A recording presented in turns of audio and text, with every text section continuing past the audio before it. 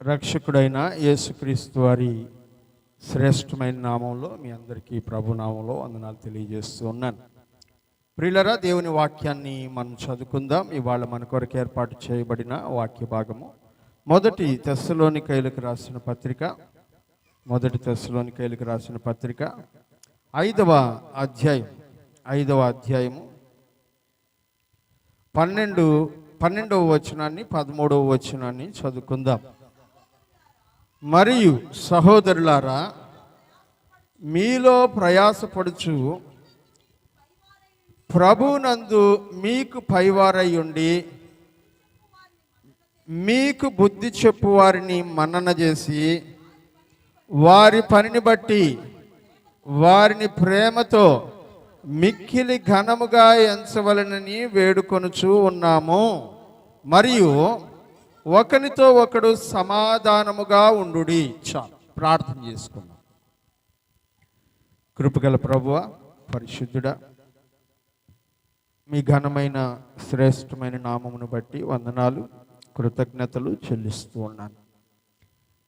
నేను ఈ ఉదయ సమయంలో మీ పక్షంగా నిలబడడానికి నాకు ఇంకొకసారి అవకాశం ఇచ్చినందుకు స్తోత్రాలు. మీ పక్షంగా నేను నిలబడుతున్నప్పుడు తండ్రి, నన్ను మీ సిలువ చాటున మరుగుపరచండి. నాయనా, ఇక్కడ నిలబడి మాట్లాడే ప్రతి మాట మీ చిత్తానుసారమైనదై ఉండినట్లు నా ప్రాణాత్మ దేహములు మీ స్వాధీనంలో పెట్టుకోండి.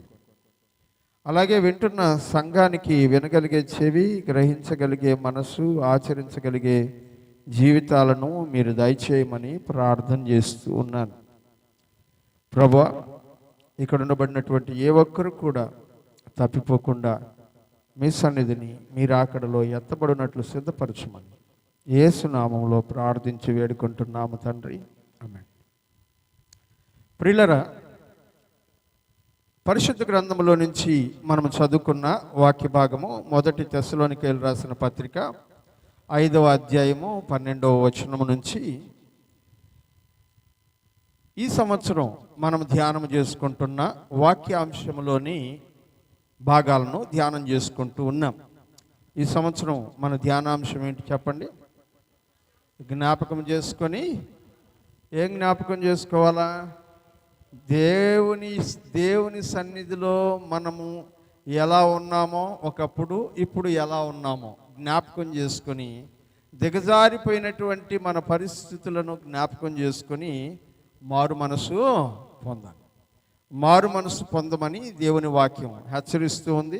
మూలవాక్యంగా మనకు అనుగ్రహించబడినటువంటి వాక్య భాగము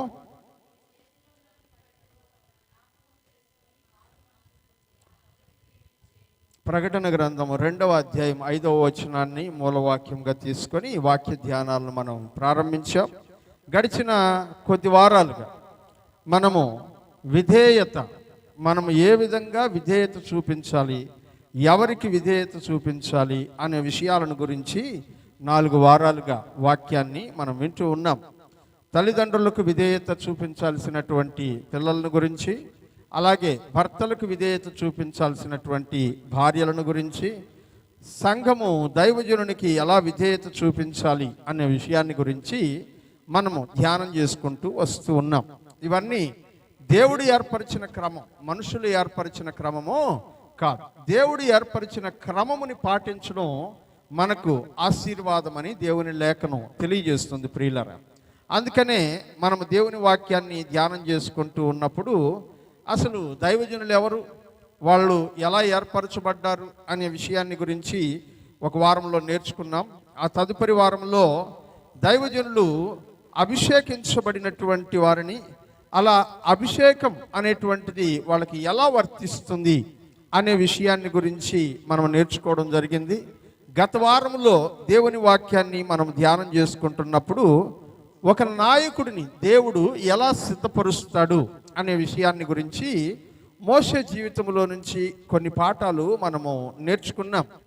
నాయకులు అనేటువంటి వాళ్ళు దేవుని చేత ఏర్పాటు చేయబడతారని, దేవుని చేత ఏర్పాటు చేయబడక మునుపు నాయకుడిగా ఉండడానికి ప్రయత్నం చేసినా కూడా విఫలమైపోతారని దేవుని వాక్యంలో మనం చదువుకున్నాం.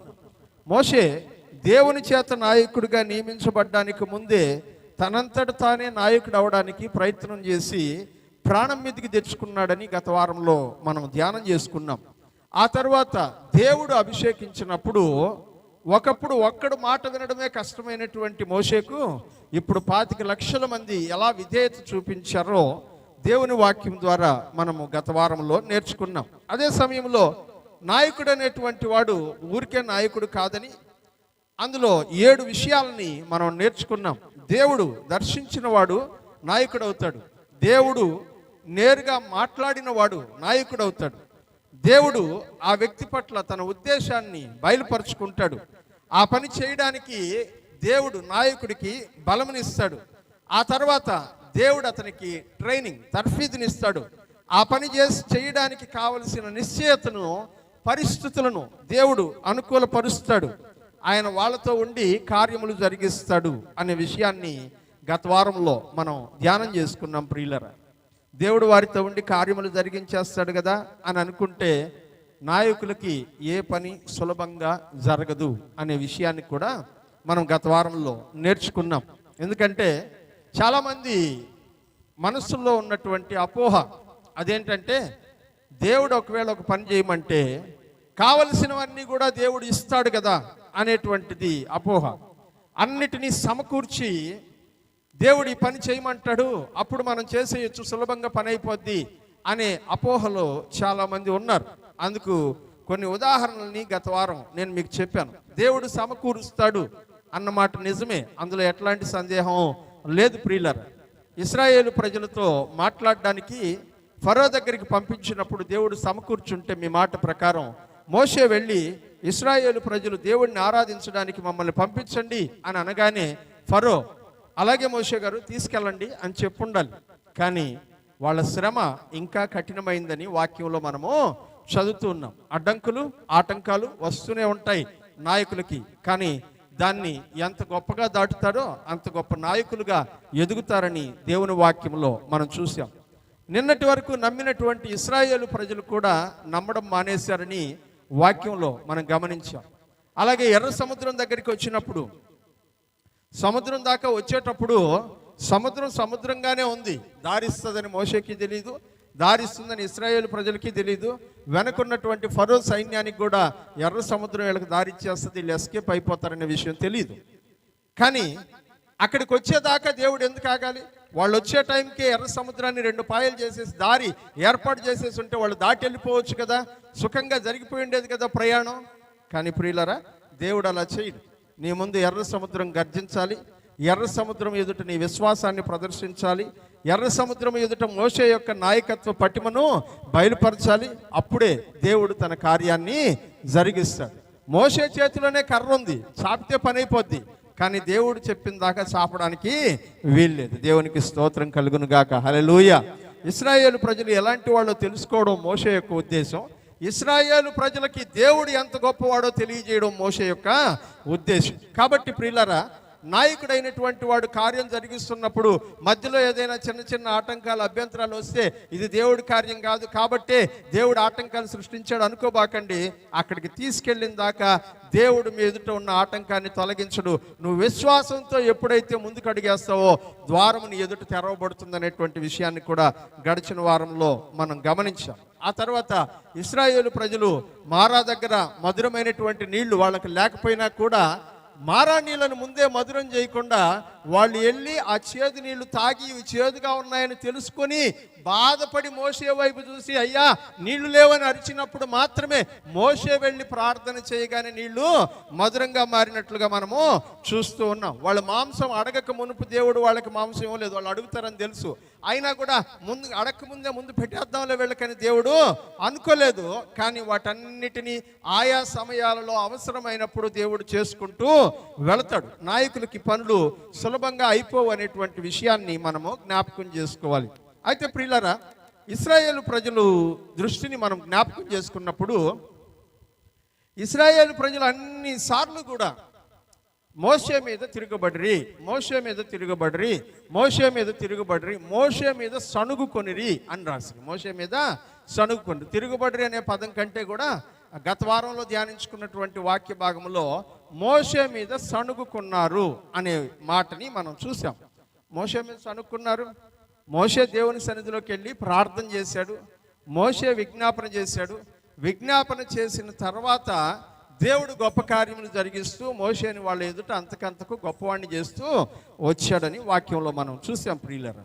కానీ అదే ఇశ్రాయేలు ప్రజలు సనుగులు తీవ్రమై తిరుగుబాటుగా మారినప్పుడు దేవుడు ఇశ్రాయేలు ప్రజలతో ఎలా స్పందించారు? ఎందుకంటే మనం ధ్యానం చేసుకుంటున్నటువంటి అంశం ఏమిటంటే విధేయత. ఏంటంట?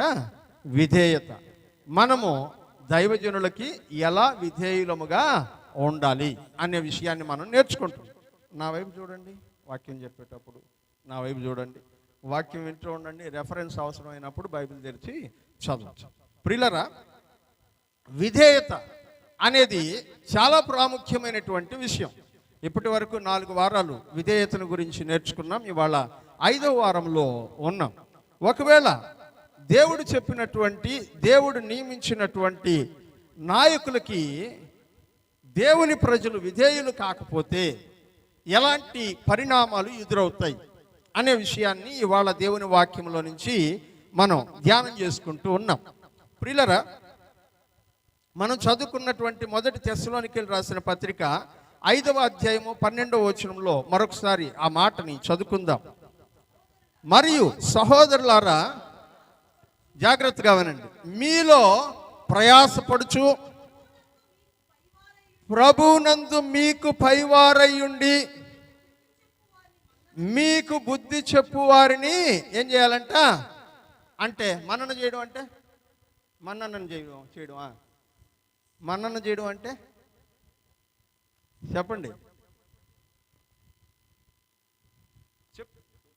ఆ జ్ఞాపకం చేసుకోవడం కాదు. మన్నన చేయడం అంటే గౌరవించు. మన్నన చేయడం అంటే గౌరవించు.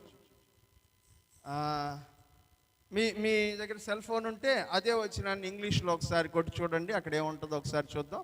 మన్నన చేయడం అనే విషయాన్ని గురించి 1 తెస్సలోనికీ. మన్నన చేయడం అనేటువంటి పదానికి అర్థం గౌరవించడం. మీకు పైవారై ఉండి మీకు బుద్ధి చెప్పు వాళ్ళం. మీకు పైవాళ్ళు ఎందుకంట? బుద్ధి చెప్పడానికి. మీకు పైవాళ్ళు ఎందుకంట? బుద్ధి చెప్పడానికి. వాళ్ళు బుద్ధి చెప్పేటువంటి వాళ్ళని ఏం చేయాలంట? మన్నన చేసి గౌరవించి అనేటువంటి పదాన్ని మనం అక్కడ చూస్తాం. ఏముందండి? అడ్మానిష్. ఏమనుంది? అడ్మానిష్, గౌరవించి. గౌరవం అనే దానికంటే కూడా ఇంకా ఏమని చెప్పాలంటే అడ్మానిషింగ్ అంటే అభిమానించి అని అర్థం. అడ్మానిషింగ్ అంటే అభిమానం చూపించి అని అర్థం.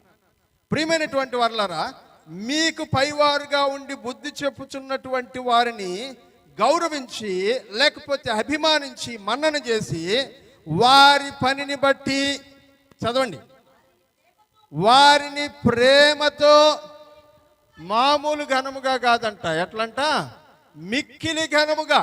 అంటే మన జీవితంలో ఉండబడినటువంటి వాళ్ళందరికంటే కూడా చాలా ఇంపార్టెంట్ ప్లేస్లో వాళ్ళని ఉంచాలి. నీ జీవితంలో దేవుని తర్వాత అత్యధికమైనటువంటి ప్రాధాన్యత ఇవ్వవలసినటువంటి వ్యక్తి ఎవరంటే దైవజనుడని దేవుని వాక్యంలో తెలియజేస్తున్నాం. మిక్కిలి ఘనముగా ఎంచవలనని మిమ్మల్ని వేడుకుంటూ ఉన్నాను. ప్రియులారా, ఈ తెస్సలోనికయ అనేటువంటి సంఘం చాలా అద్భుతమైనటువంటి సంఘం. ఆ సంఘానికి పౌలు భక్తుడు ఉత్తరం రాస్తున్నాడు. ఆ టైంలో పౌలు గారు అక్కడ పాస్టర్ కాదు. పౌలు గారు సంఘాన్ని స్థాపించాడు, కానీ పౌలు గారు అక్కడ పాస్టర్ కాదు. పౌలు గారు వేరే ఊరికి వెళ్ళిపోయినప్పుడు అక్కడి నుంచి ఉత్తరం రాస్తున్నారు.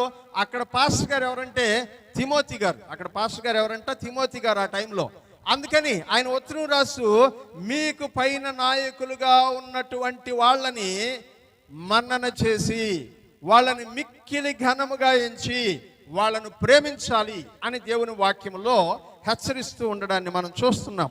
అయితే ప్రియులారా, ఈ రోజున మోషే గారి జీవితంలో మోషేని ఘనపరచనటువంటి వాళ్ళు, మోషేని గౌరవించని వాళ్ళు, మోషేకి ప్రాధాన్యతను ఇవ్వని వాళ్ళు, వాళ్ళ జీవితంలో ఏం జరిగాయి, ఈ విషయాలని ఇవాళ మనం ధ్యానం చేసుకుంటాం. గత వారం నేను చెప్పాను 4 సంఘటనలు ఉన్నాయి ముఖ్యమైనటువంటివి అని. ఈ 4 సంఘటనల్ని ఇవాళ మనం ధ్యానం చేసుకునే ప్రయత్నం చేద్దాం. 4 సంఘటనలు కాదు, మొత్తం 5 సంఘటనలు.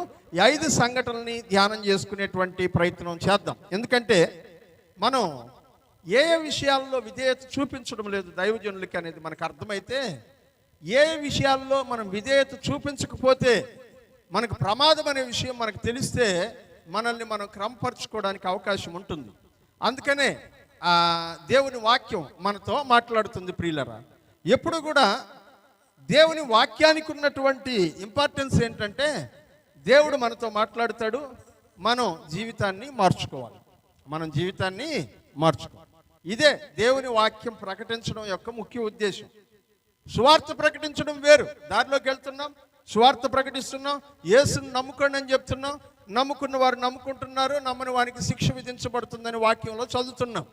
కానీ సంఘములో వాక్య బోధ అలాంటిది కాదు. సంఘములో వాక్యం బోధించడం అనేది సంఘాన్ని పరిశుద్ధపరచడానికి, సంఘాన్ని యేసుక్రీస్తు రూపంలోనికి మార్చడానికి, సంఘమును దేవుని ప్రతిబింబముగా చూపించేటువంటి ప్రయత్నము చేయడానికి. ఇది దేవుడు ప్రభు అయినటువంటి యేసుక్రీస్తు అనబడినటువంటి రక్షకుని మనకిచ్చినప్పుడు వాక్యములో అంటాడు, వాక్యము చేత దానిని ఉదక స్నానము చేయించి అని అంటాడు. ప్రతి ఆదివారం అంట దేవుని సన్నిధిలోనికి మనం వస్తున్నప్పుడు, ప్రతి కుటుంబ ప్రార్థనలో దేవుని వాక్యం మనం వింటున్నప్పుడు, ప్రతి శుక్రవారము దేవుని సన్నిధిలో వాక్యం వింటున్నప్పుడు, మీరు ప్రతిదినము దేవుని వాక్యమును ధ్యానం చేసుకుంటున్నప్పుడు, వాక్యము చేత దేవుడు సంఘమును ఏం చేస్తూ ఉన్నాడంట, ఉదక స్నానము చేయిస్తూ ఉన్నాడు. మనల్ని పరిశుద్ధపరిచేటువంటి ప్రయత్నం చేస్తూ ఉన్నాడు. కనుక పరిశుద్ధపరిచేటువంటి క్రమములో మనం ఉన్నామని జ్ఞాపకం చేసుకోవాలి. కనుక దేవుని యొక్క వాక్యమును మనం చదువుతున్నప్పుడు మనల్ని మనం సరి చేసుకోవడానికి అవకాశం ఏర్పడుతుంది. ప్రియులారా,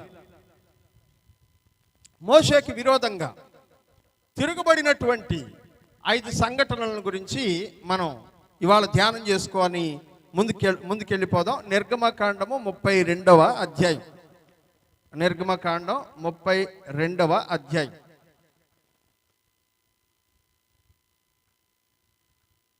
చాలా ముఖ్యమైనటువంటి అధ్యాయం. ఈ అధ్యాయంలో భక్తుడైనటువంటి మోషే గారు కొండ మీద ఉన్నారు. 40 రోజుల ఉపవాస ప్రార్థనలో కొండ మీద ఉన్నారు. ధర్మశాస్త్రాన్ని దేవుడు తన స్వహస్తాలతో 2 రాతి పలకల మీద 10 ఆజ్ఞలు రాసిచ్చాడు. ఆ 10 ఆజ్ఞల్ని చేతిలో పట్టుకొని వస్తున్నాడు.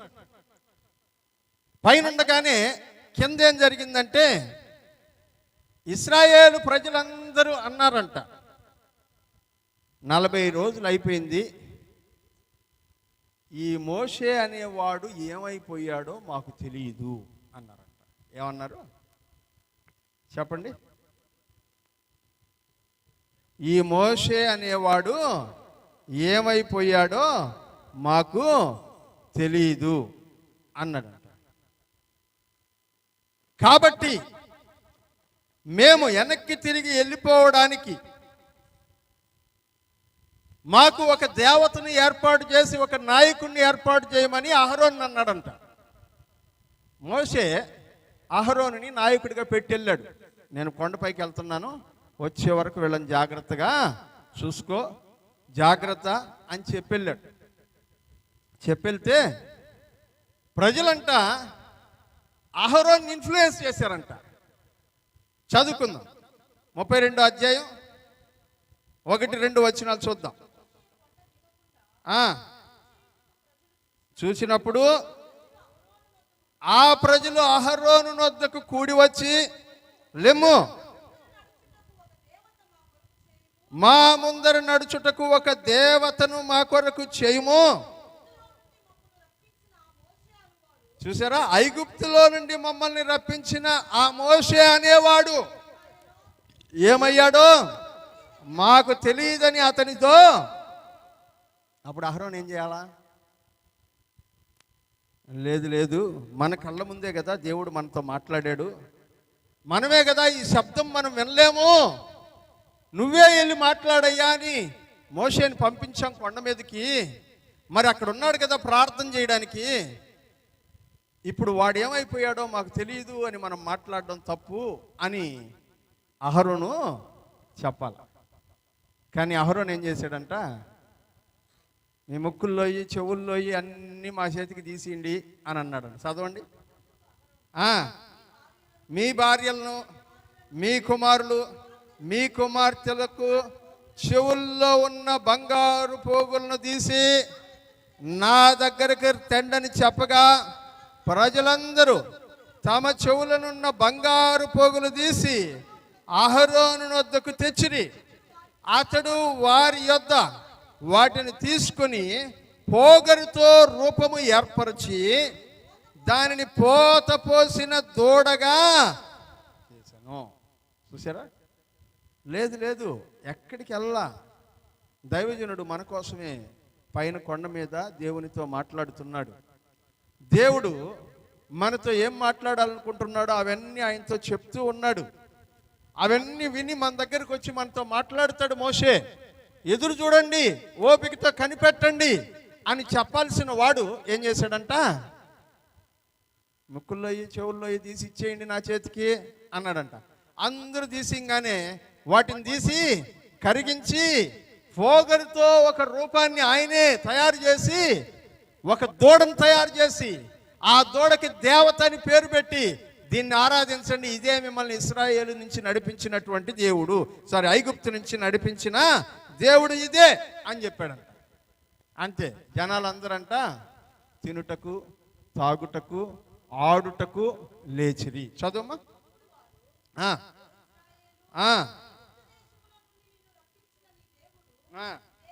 ఇదే అనేది అహరోను అది చూచి దాని ఎదుట ఒక బలిపీఠమును కట్టించెను. మరియు అహరోను రేపు యెహోవాకు పండుగ జరుగునని చాటింపగా మర్నాడు వాళ్ళు పొద్దున్నే లేచి దహన బలులను సమాధాన బలులను అర్పించిరి. అప్పుడు జనులు తినడానికి, తాగుటకును, కూర్చుండి ఆడుటకును ఏంటంట? తినడం, తాగడం, డాన్స్ చేయడం. అహరోను బలిపీఠం కట్టాడంట, తిరణాలు ఏర్పాటు చేశాడంట. ప్రియులరా, దేవుడు మోషేని నాయకుడిగా నియమించి ఈ పని నీది, నేను ప్రజలతో ఏం మాట్లాడాలో చెప్తాను రా అని మాట్లాడుతూ ఉంటే ఆ ప్రజలు అహరోనుతో మాట్లాడుకొని అహరోను ద్వారా ఒక విగ్రహాన్ని చేయించుకొని ఇశ్రాయేలు ప్రజలు మోషే నాయకత్వానికి, దేవుని నాయకత్వానికి విరోధముగా ప్రవర్తించడానికి ఎవరు కారకుడయ్యాడంట? అహరోను కారకుడయ్యాడు. హల్లెలూయా. ఇక్కడ గమనించాల్సిన విషయం ఏంటంటే అహరోన్ని నాయకుడిగా పెట్టింది ఎవరు? మోషే. అప్పుడు నాయకుడిగా నన్ను పెట్టినవాడు ఉన్నాడు, వస్తాడు, సమస్య ఏదైనా ఉంటే ఆయన పరిష్కరిస్తాడు, ఆగుదాం అని చెప్పవలసిన అహరోను నాయకుడిని మర్చిపోయి జనాల ఇన్ఫ్లుయెన్స్కి పడిపోయి జనాలు ఏం చేశారంట? నువ్వు ఎట్లయినా సరే మాకు ఒక దేవుణ్ణి పెట్టాలి, ఇదిగో 40 రోజులు అయిపోయింది, అతను ఈయన వచ్చేటట్టు లేడు, వస్తాడో రాడో కూడా తెలీదు, మనం మళ్ళీ return go back to Egypt, మనం అక్కడికి వెళ్ళిపోదాం, నువ్వు నాయకుడిగానే ఉండు, కానీ మాకు ఒక దేవుణ్ణి తయారు చేయి, ఎందుకంటే మేము దేవుణ్ణి ఆరాధించడానికి వస్తున్నామని ఐగుప్తులకు చెప్పొచ్చాం కదా, కాబట్టి మాకు ఒక దేవుణ్ణి తయారు చేయి అంటే ఆయన దేవుణ్ణి తయారు చేసి తిరణాలు ఏర్పాటు చేసి బలిపీఠం కట్టించేసి నాయకుడైపోయేటువంటి ప్రయత్నం చేసినట్లుగా వాక్యంలో మనం చదువుతున్నాం. ప్రియులరా, మోషే మీద మొట్టమొదటి తిరుగుబాటు అహరోను మోషే మీద తిరుగుబాటు చేసినాడు. పైన నుంచి ధర్మశాస్త్రం ఉన్నటువంటి 2 పలకల్ని చేతిలో పట్టుకొని మోషే కిందకి దిగుతూ ఉంటే యెహోషువ మోషే మాట్లాడుకుంటూ వస్తున్నారంట.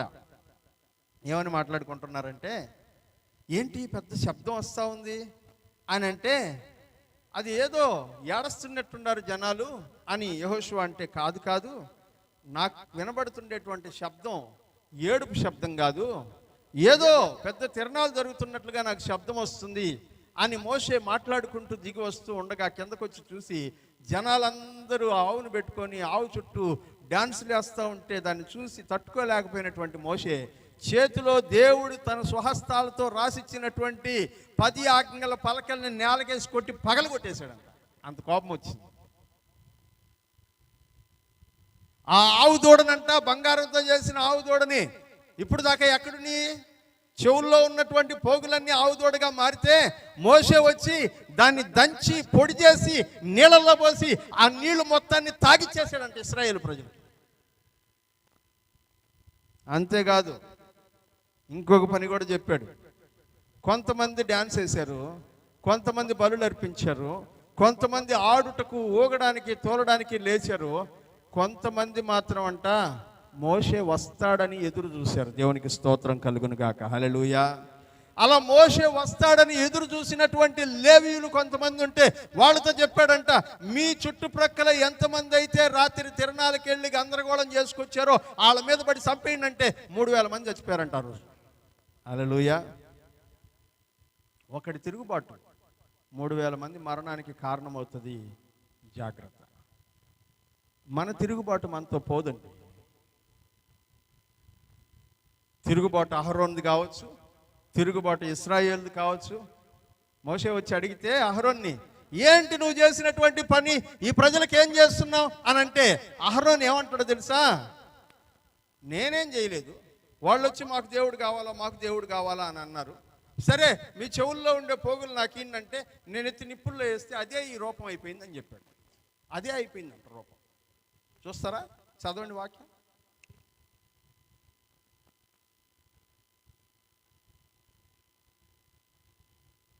ఆ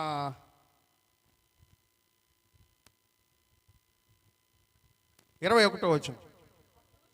అప్పుడు మోషే, నీవు ఈ ప్రజల మీదికి ఈ గొప్ప పాపమును రప్పించినట్లు వారు నిన్ను ఏమి చేసిరని అహరోనును అడుగగా, అహరోను, నా ఏలినవాడా, నీ కోపము నా మీద, జాగ్రత్తగా ఏనండి ఈ మాట, ఇక్కడి నుంచి జాగ్రత్తగా ఏనండి.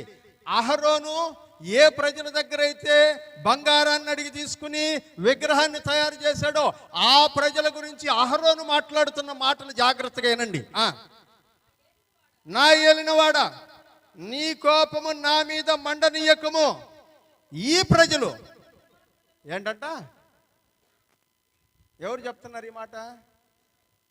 అహరోను. ఎవరి మీద?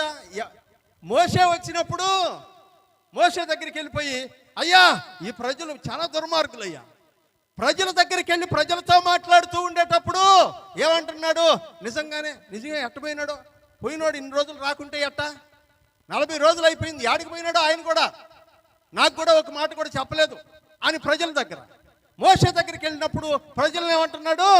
దుర్మార్గులు. Double action. జాగ్రత్త ప్రియులారా. మనలో చాలా మంది డబుల్ యాక్షన్ పీపుల్ కనబడుతూ ఉంటాం అప్పుడప్పుడు. ఎవరి దగ్గర ఎలా మాట్లాడాలో అలా మాట్లాడేటువంటి వ్యవహార శైలి. మన దగ్గర ఒక మాట, వాళ్ళ దగ్గర ఒక మాట. అటు ఇటు కూడుకున్నప్పుడు ఏం జరుగుతుందో మీకు అర్థం కావట్లేదు. చదవండి కింద ఉన్నటువంటి మాట. ఈ ప్రజలు దుర్మార్గులను. ఏంటంట? నీకు కూడా తెలుసు కదా వీళ్ళు దుర్మార్గులని. ఎవరిని ఇన్ఫ్లుయెన్స్ చేస్తున్నాడు అహరోను? మోషేని ఇన్ఫ్లుయెన్స్ చేస్తున్నాడు. వీళ్ళు దుర్మార్గులని నీకు కూడా తెలుసు కదా. వారు మాకు ముందు నడుచుటకు ఒక దేవతను చెయ్యి, ఐగుప్తులో నుండి మమ్మల్ని రప్పించిన వాడగు ఈ మోషే ఏమాయనో మాకు తెలియదండి. అందుకు నేను ఎవరి దగ్గర బంగారం ఉన్నదో వారు దాన్ని ఓడదీసి తెండని చెప్పి తిని, నేను దానిలో అగ్నిలో ఇయ్యగానే నిప్పుల్లో వేసి దూడైపోయిందంట. ఇందాక ఎట్లా తయారు చేశాడని వాక్యంలో ఉంది. పోగరుతో దాన్ని దూడనికి ఆయనే తయారు చేసి. ప్రియులరా, అహరోన్ని నాయకుడిగా పెట్టాడు. నాయకుడిగా అతను ప్రవర్తించవలసిన విధానంలో ప్రవర్తించడం లేదు. వాళ్ళు వచ్చి అడిగారు, బాగానే ఉంది అహరోను, వాళ్ళు వచ్చి మాకు ఒక దేవుడిని చూపించు, దేవతను చూపించు అన్నారు, బాగానే ఉంది. నువ్వు నేను ఇద్దరం కలిసే కదా ఆ దేవుడితో మాట్లాడాము. హల్లెలూయా. నువ్వు నేను ఇద్దరం కలిసే కదా ఆ దేవుడితో మాట్లాడాము. ఫరో దగ్గరికి వెళ్తున్నప్పుడు నాకు మాటలు రావంటే, నేను నత్తివాడినంటే ఆ దేవుడు నీతో మాట్లాడి, ఇదిగో నీ తమ్ముడైనటువంటి మోషే నత్తివాడు, అతనికి మాటలు సరిగా రావని భయపడుతున్నాడు, ఆయన ఫరోతో ఏం చెప్పాలనుకుంటాడో నీకు చెప్తాడు. నువ్వు వెళ్ళి ఫరోతో చెప్పు అని దేవుడు నిన్ను పంపించాడు కదా. మరి ఆ దేవుడు ఎవరో నీకు తెలిసినప్పుడు, నేను చూసిన ఆ దేవుడు నువ్వు చూసిన ఆ దేవుడు ఒకటైనప్పుడు, ఆ దేవుని పక్షముగా నిలబడాల్సిన నువ్వు దేవుణ్ణి వదిలేసి మనుషులు అడిగారని ఇంకొక విగ్రహాన్ని చేసి ఎలా ఈ ప్రజలను ఆరాధింపజేస్తావు? ఆలోచించాలి కదా. మోషే అదే అడుగుతున్నాడు. ఏం చేసావు? ఏం చేశారు ఈ జనాలు నీకు? ఎందుకు వాళ్ళ మీద నీకు అంత కక్ష? ఎందుకు వాళ్ళని దారి తప్పించి నరకానికి నడిపిస్తున్నావు? సత్యవాక్యాన్ని సరిగా విభజించి చెప్పకుండా ఎందుకు నీ ఇష్టానుసారముగా వాళ్ళని నడిపిస్తూ ఉన్నావు? ఆత్మీయత లేనటువంటి వైపునకి. దేవుని వాక్యం ప్రియులారా, అహరోను తన తప్పుని గ్రహించాడు. అహరోను చేసినటువంటి పాపం మూలంగా 3,000 మంది చచ్చిపోయారు. 3,000 మంది. చదువుకుందాం ఒకసారి ఆ మాటను కూడా. ఎన్నో వచ్చినమ్మా ఒకసారి చదువు. 28వ వచనం. లేవీయులు మోషే మాట చొప్పున చేయగా ఆ దినమున ప్రజలలో ఇంచుమించు 3,000 మంది కూలిరి. నాయకుడు అనేవాడు ఏం చేస్తున్నాడో తెలుసా? వాళ్ళు వస్తే లేదు లేదు లేదు లేదు, దేవుడు ఉన్నాడు. నేను మోషే డైరెక్ట్గా మాట్లాడాను దేవునితో. ఆయన సజీవుడు. ఆయన మోషేని ప్రిపేర్ చేస్తున్నాడు మనల్ని నడిపించడానికి. మనం ఇక్కడ జాగ్రత్తగా ఉండాలి, భయంతో ఉండాలి, భక్తితో ఉండాలి, ఆయనని ఆరాధించాలి, ప్రార్థన చేద్దాం మోషే కొరకు మనం అందరం బలంగా అని చెప్పాల్సింది పోయి. అవునా? సరే ఎత్తుకురండి, అందరు బంగారు ఎత్తుకురండి, మనం వేరే దేవుని చేసుకుందాం. ఎత్తుకురండి. ఎవరి మీద తిరుగుబాటు అంట? మోషే మీద. అహరోనుకు ఒక ఆలోచన వచ్చి ఉంటుంది, మోషే లేకపోతే నెక్స్ట్ లీడర్ మనమే కదా అనే ఆలోచన వచ్చి ఉంటుంది. రెండవ సంఘటన చూద్దాం ప్రియులారా. మొదటి సంఘటన, అహరోను యొక్క నాయకత్వం మీద కాంక్ష, కోరిక, లీడర్ అయిపోవాలనేటువంటి ఆశ 3,000 మందిని చంపేసింది. రెండవ విషయాన్ని చూద్దాం. లేవికాండం 10వ అధ్యాయం. లేవికాండం 10వ అధ్యాయం. ఈ లేవికాండం 10వ అధ్యాయం మరొక ఇంపార్టెంట్ ఇన్సిడెంట్కి కారణం. మోషే కొండ మీద నుంచి దిగొచ్చి ఇశ్రాయేలు ప్రజలతో మాట్లాడి మళ్ళా కొండ మీదకి పోయి ఇంకో 40 రోజులు దేవుని సన్నిధిలో ఉపవాసం ఉండి ప్రార్థన చేసి దేవుడు మోషేకి మందిరాన్ని ఎలా కట్టాలో ప్లాన్ ఇచ్చిన తర్వాత ఆ ప్లాన్ ప్రకారం భూమి మీదకి వచ్చి మందిరాన్ని కట్టేశాడు. మందిరాన్ని కట్టేసి మందిర ప్రతిష్టారాధన, రిబ్బన్ కటింగ్, ఓపెనింగ్ జరుగుతూ ఉంటే మందిర ప్రతిష్ట ఆరాధన రోజు యాజకులని ప్రతిష్ఠించాడు. వినేది యాజకులని ప్రతిష్ఠించాడు. యాజకులని ప్రతిష్ఠించాలని అనుకున్నప్పుడు యాజకులు రండి, నలుగురు రండి, ముందు నిలబడండి రా. యాజకుడికి 4 కొడుకులు. యాజకుడికి 4 కొడుకులు. వీళ్ళని యాజకులుగా అభిషేకించాలనేది దేవుని ఉద్దేశం. అప్పుడు దేవుడు చెప్పాడు, మోషే ఈరోజు మందిరం రిబ్బన్ కటింగు, మిమ్మల్ని యాజకులుగా ఈరోజు ప్రతిష్ఠిస్తూ ఉన్నాను. ఈ రోజు నుంచి మీరు దేవుని మందిరంలో సేవ చేయాలి. కాబట్టి మిమ్మల్ని మీరు పరిశుద్ధపరుచుకొని నీట్గా రెడీ అయ్యి బట్టలు వేసుకొని దేవుని మందిరానికి రండి. మనం అక్కడ బలి నర్పించి దేవుని ఆరాధిద్దాం. బలిపీఠం మీద అగ్నిని వేసి దేవుని ఎదుట మనం వధించినటువంటి ఆ బలిని అగ్నితో దహించి దేవుని నామాన్ని గణపరుద్దాం అని చెప్తే దేవుడు ఏం చెప్పాడు? మీరు శుభ్రం చేసుకొని స్నానం చేసుకొని మంచిగా తలస్నానం చేసుకొని జడలు వేసుకొని రండి అని చెప్తే వచ్చారు. మంచిది. వస్తా అంట వీళ్ళు 4 డిస్కషన్ అంట. అన్ని చెప్పినాడు మోషే. ఏమని చెప్పినాడు? స్నానం చేయమన్నాడు, తలస్నానం, మంచి గుడ్లు వేసుకోమన్నాడు, జడలు వేసుకోమన్నాడు, అన్ని చేసుకొని రమ్మని చెప్పాడు. కానీ బలిపీఠం మీద అగ్నిని పెట్టి తగలబెడతా ఉన్నాడు. మోషే గారు మర్చిపోయినట్టున్నాడు, అగ్నిని తీసుకురమ్మని చెప్పడం మర్చిపోయినాడు. కాబట్టి మనం అగ్ని ఎత్తుకోవాలి అని కుండల్లో అగ్ని తీసుకెళ్ళారు. అంటే వీళ్ళ ఆలోచన, వీళ్ళ ఓన్ డైలాగ్స్ అయ్యింది. నేను చెప్పట్లా, వాక్యంలో ఉంది. నాకెందుకు ఆ గొడవ, మీరే చదవండి. 10వ అధ్యాయం 1వ వచనం.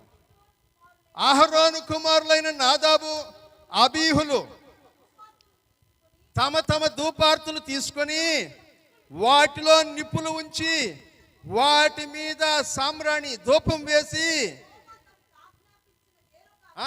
బాగా బాగా బాగా అది చాలా ఇంపార్టెంట్. యెహోవా తమకు చెప్పనటువంటి ఇంకొక అగ్నిని చూసారా, నిపుణులు తెమ్మని చెప్పాడా మోషే? ఇంకొక అగ్నిని తీసుకొని, అన్య అగ్నిని తీసుకొని ఎక్కడికి వెళ్ళారంట? చదువు. ఇప్పుడు వెంటనే ఏం చేసిందంట? ఎక్కడి నుంచి వచ్చిందంట అగ్ని? వీళ్ళు ఎక్కడైతే అగ్ని లేదనుకుంటున్నారో, ఏ బలిపీఠం మీద అయితే నిప్పులు లేవు మనం తీసుకెళ్ళాలి నిప్పులు, ఏ బలిపీఠం అయితే కట్టెలు లేవో అక్కడికి మనం మంటను తీసుకెళ్ళాలి అని ఏ అగ్నిని అయితే వీళ్ళు తీసుకెళ్లే ప్రయత్నం చేస్తున్నారో, దేవుడంట యెహోవా సన్నిధి నుంచి ఏది లేదనుకున్నారో ఆ అగ్నిని పంపించి వాళ్ళు ఏం చేశారంట? ప్రియులరా కూర్చోండి, యాజకులారా, ప్రధాన యాజకుడు కదా, కూర్చో.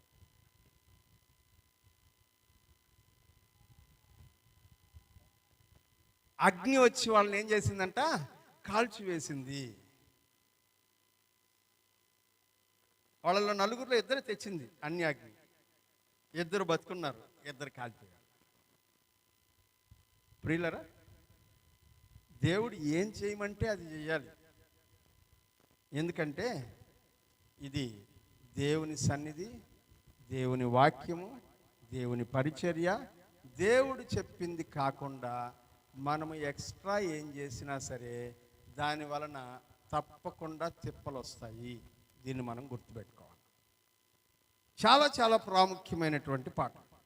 నేను ఒక సంఘటన చెప్తాను, నా జీవితంలో జరిగినటువంటి ఒక ఇన్సిడెంట్ మీకు చెప్తాను. నేను కేర్ ఇండియా పరిచర్య ప్రారంభ దినాల్లో ఉండేటప్పుడు వెంకటరెడ్డిపాలెంలో సిబిసి ట్రైనింగ్ ప్రోగ్రాం 3 రోజుల పాటు జరిగేది. రాజా, లీలా వీళ్ళందరూ అక్కడే బాప్తిసం తీసుకున్నారు. ఆ సిబిసి ట్రైనింగ్ ప్రోగ్రాంకి వచ్చి, అవును కదా రాజా, అక్కడే బాప్తిసం తీసుకున్నారు. ఆ ట్రైనింగ్ ప్రోగ్రాం అప్పుడు 3 రోజులు జరిగేది. నేనే ఆ ట్రైనింగ్ ప్రోగ్రాంకి ఇన్ఛార్జిగా, డైరెక్టర్గా ఉన్నాను. వాస్తవానికి అంతకు ముందు రోజులన్నిటిలో మన సంఘంలో నుంచి ఎక్కడో ట్రైనింగ్ జరిగితే అక్కడికి మేమందరం వెళ్ళేవాళ్ళం ట్రైనింగ్కి.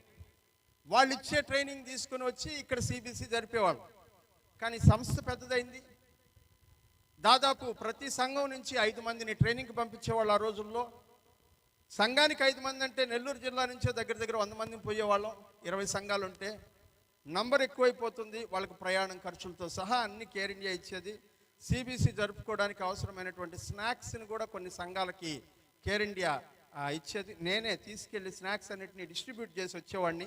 నాకు గుర్తుంది, నాతోటి అప్పుడు రాజు వస్తున్నాడో లేదో నాకు ఐడియా లేదు, కానీ నాతో పాటు వచ్చేవాళ్ళు ఎవరో ఒకరు ఆ స్నాక్స్ అన్నిటిని అన్ని సంఘాలకి ఇవ్వడానికి. నేనే డైరెక్టర్గా ఉండి జరిగిస్తూ ఉన్నాను. ఒక రోజున ఆ ప్రోగ్రామ్ ఎట్లా కండక్ట్ చేయాలి, 3 డేస్ కదా, 3 రోజుల ప్రోగ్రామ్ ఎట్లా కండక్ట్ చేయాలి అని ప్రోగ్రామ్ షీట్స్ని నేనే ప్రిపేర్ చేశాను. నేనే చేయాలి, అది నా రెస్పాన్సిబిలిటీ. చేశాను. చేసిన తర్వాత అప్పుడు మనకేం జరిగేదంటే సిబిసి టీచర్స్ చాలామంది యవనస్తులే కదా, కొంతమంది బాప్తిసం తీసుకుని వాళ్ళు వచ్చేవాళ్ళు.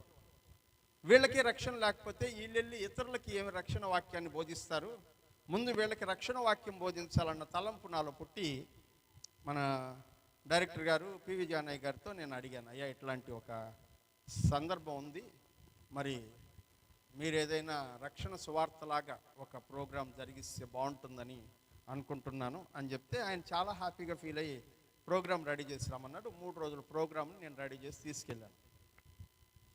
తీసుకెళ్ళిన తర్వాత ఆయన ప్రోగ్రామ్ షీట్లు అన్నీ చూసి అన్నీ టిక్ పెట్టి ఓకే ఓకే అనుకొని ఒక ప్రోగ్రాంలో ఇట్లా 6వ మార్కు ఇట్లా 6వ మార్కు చేశాడు. అంటే కిందది పైకి పైది కిందకి మార్చు ఇది అని చెప్పాడు నాకు. సో నేను బయటకు వచ్చేసాను అయ్యగారి రూమ్లో నుంచి. తర్వాత బయటకు వచ్చిన తర్వాత మన సురేష్ అన్న గారు ఉన్నారు, నాతోటి ట్రైనింగ్ చేసినటువంటి అన్న, నాకంటే మన సంస్థలో చాలా సీనియర్ నాయకుడు. ఆయన దగ్గరికి పేపర్స్ తీసుకెళ్ళి అన్న అయ్యగారు ఇదిగో ఈ ప్రోగ్రామ్ని ఇది ఇలా చేస్తే బాగుంటుంది అన్నారు అని చెప్పారు. అప్పుడు సురేష్ అన్న గారు కూడా ఏమన్నా అంటే లేదు నువ్వు రాసిందే కరెక్ట్గా ఉంది, ఇది ఇటు అదట్టు మార్చడం కంటే నువ్వు చెప్పిన ప్రోగ్రామే బాగుంది, ఓల్డ్దే కంటిన్యూ చేయకూడదా అని అన్నాడు. సరే నేను మామూలుగా సరే అన్న కూడా ఓకే అనేసాడు కదా, దాని ఏముందిలే అనుకొని నా పద్ధతిలో నేను ప్రింట్ చేసుకొచ్చాను program sheet. First program sheet PV Janaiah గారికి ఇవ్వాలి. ఆయన ప్రోగ్రామ్ షీట్ చూడంగానే నేను చెప్పిన మార్పులు చేయలేదే దీనిలో అన్నాడు.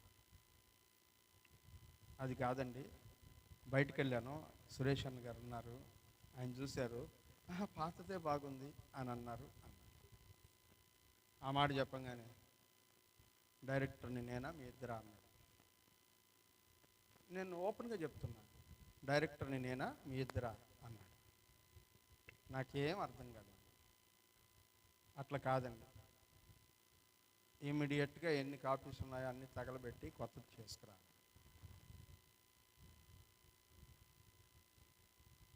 దైవజనులు, నాయకులు, అభిషక్తులు ఎలా చెప్తే అలా చేయాలి నేను నేర్చుకున్న పాఠం. బయట వాళ్ళకి నేను నేర్పించిన పాఠం కాదు, నేను నేర్చుకున్న పాఠం. ఒకవేళ దాన్ని కాదని పోయి ఉంటే ఏ పరిణామాలు ఉంటాయో మనకు తెలీదు. కానీ ఆ రోజు ఆయన మాట విన్నాం కాబట్టి అన్ని సక్రమంగా జరిగాయి. దేవునికి స్తోత్రం కలుగును గాక. హల్లెలూయా. ప్రియులారా, ఇక్కడ జరుగుతున్న సంఘటన కూడా అదే. దేవుడు చెప్పనిది మనం చేస్తూ ఉన్నాం, నాయకులు చెప్పంది మనం చేస్తున్నాం. నాయకులకు ఫార్మాట్ ఇచ్చారు, ఒక పద్ధతి ఇచ్చారు, ఒక క్రమం ఇచ్చారు, ఇలా జరగాలి అన్నప్పుడు అది అలానే జరగాలి. ఎందుకంటే వాళ్ళు అభిషక్తులైనటువంటి వాళ్ళు చెప్పినటువంటి పనిని వాళ్ళు చెప్పిన పద్ధతిలో చేయడమే కరెక్ట్. ఎందుకంటే దేవుడు వాళ్ళకి చెప్తాడు, వాళ్ళు దేవుడు చెప్పిన దాన్ని మనకు చెప్తారు. మనం ఫాలో అవడం వరకే చేయాల్సింది. కానీ నువ్వు సూచించు, ఇలా అనుకున్నానంటే వాళ్ళందరూ ఎస్ ఎస్ ఎస్ అని చెప్తున్నారు, మంచిది. అన్ని విషయాలు వేస్తున్నప్పుడు ఒక విషయం నో, ఇలా జరగకూడదు అన్నప్పుడు దాన్ని సరిదిద్దుకోవాల్సినటువంటి బాధ్యత మన మీద ఉంటుంది. హల్లెలూయా. అలా సరిదిద్దుకున్నటువంటి వాళ్ళు ఆశీర్వదించబడతారు. నా జీవితంలో నేను నేర్చుకున్న ఫస్ట్ లెసన్, ఒక డైరెక్టర్కి, ఒక నాయకుడికి, మన పైన ఉండేటువంటి అధికారికి ఎట్లా లోబడి ఉండాలో నేర్చుకున్నటువంటి మొదటి పాఠం అది. డైరెక్టర్ నేనా మీరా? మాట్లాడడానికి మన దగ్గర ఆన్సర్ లేదు. ఆయన చెప్పింది చేయడం మన బాధ్యత. హల్లెలూయా. సేవ చేయడం అంటే మీరు అనుకున్నట్లు ఇక్కడ నిలబడి మాట్లాడడమే కాదు, ఇంకొకరు ఎదుటి చేతులు కట్టుకొని నిలబడడం కూడా సేవ చేయాలి. హల్లెలూయా. అక్కడ నిలబడి చేతులు కట్టుకోవడం తెలిసిన వాడికే ఇక్కడ నిలబడి మాట్లాడడం వస్తుంది. అక్కడ నిలబడి విధేయత చూపించగలిగినటువంటి వాడికే ఇక్కడ నిలబడి అధికారికంగా మాట్లాడేటువంటి అవకాశం వస్తుంది. ప్రియమైనటువంటి వాళ్ళరా, ఊరికే ఎలా పడితే అలా దేవుడు ఎవరిని పడితే వాళ్ళని వినియోగించుకుంటాడని అనుకోబాకండి. ఇక్కడ మనం వాక్యంలో చూస్తున్నాం కదా, అన్య అగ్నిని తెచ్చినటువంటి అహరోను కుమారులు ఇద్దరు చనిపోయారు. చాలా చాలా కఠినమైనటువంటి సిచ్యువేషన్. ఎవరికంట? అహరోనికి. నలుగురిలో ఇద్దరు చచ్చిపోయారు పిల్లలు. చదువుమ్మా, ఎక్కడ ఆపేవు అక్కడిని.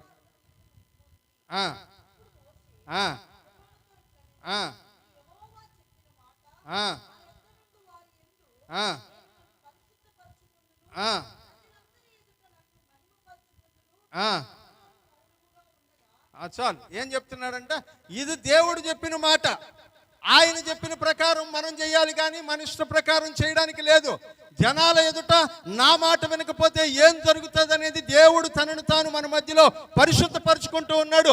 నా మాట వినండి అని దేవుడు చెప్పినప్పుడు మనం వినకపోతే ఎట్లాగే జరుగుతుంది. నువ్వు జాగ్రత్త పడాలి. నాకు మాటలు లేనట్లే ఇప్పుడు అహరోనుకు కూడా మాటలు లేవంట మోషే దగ్గర. పెద్ద ఆయన దగ్గర నేను వెళ్ళి నిలబడినప్పుడు నాకు ఎట్లాగో మాటలు లేవో, ఆయన చెప్పిన పని నేను చేయనప్పుడు అట్లాగే అహరోన్కి కూడా ఇప్పుడు మాటలు లేవంట, మౌనంగా ఉన్నాడంట, ఏం మాట్లాడలేదంట. మోషే అన్నాడంట, వాళ్ళు చచ్చిపోయినారా, నువ్వు ఏడవడానికి లేదు, నీ మీద అభిషేక తైలం ఉందన్నాడంట. చదువు కిందకెళ్ళి.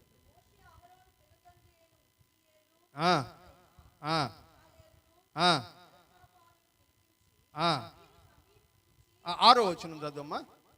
అప్పుడు మోషే అహరోనును అతని కుమారులైన ఎలియాజరు ఈతామారును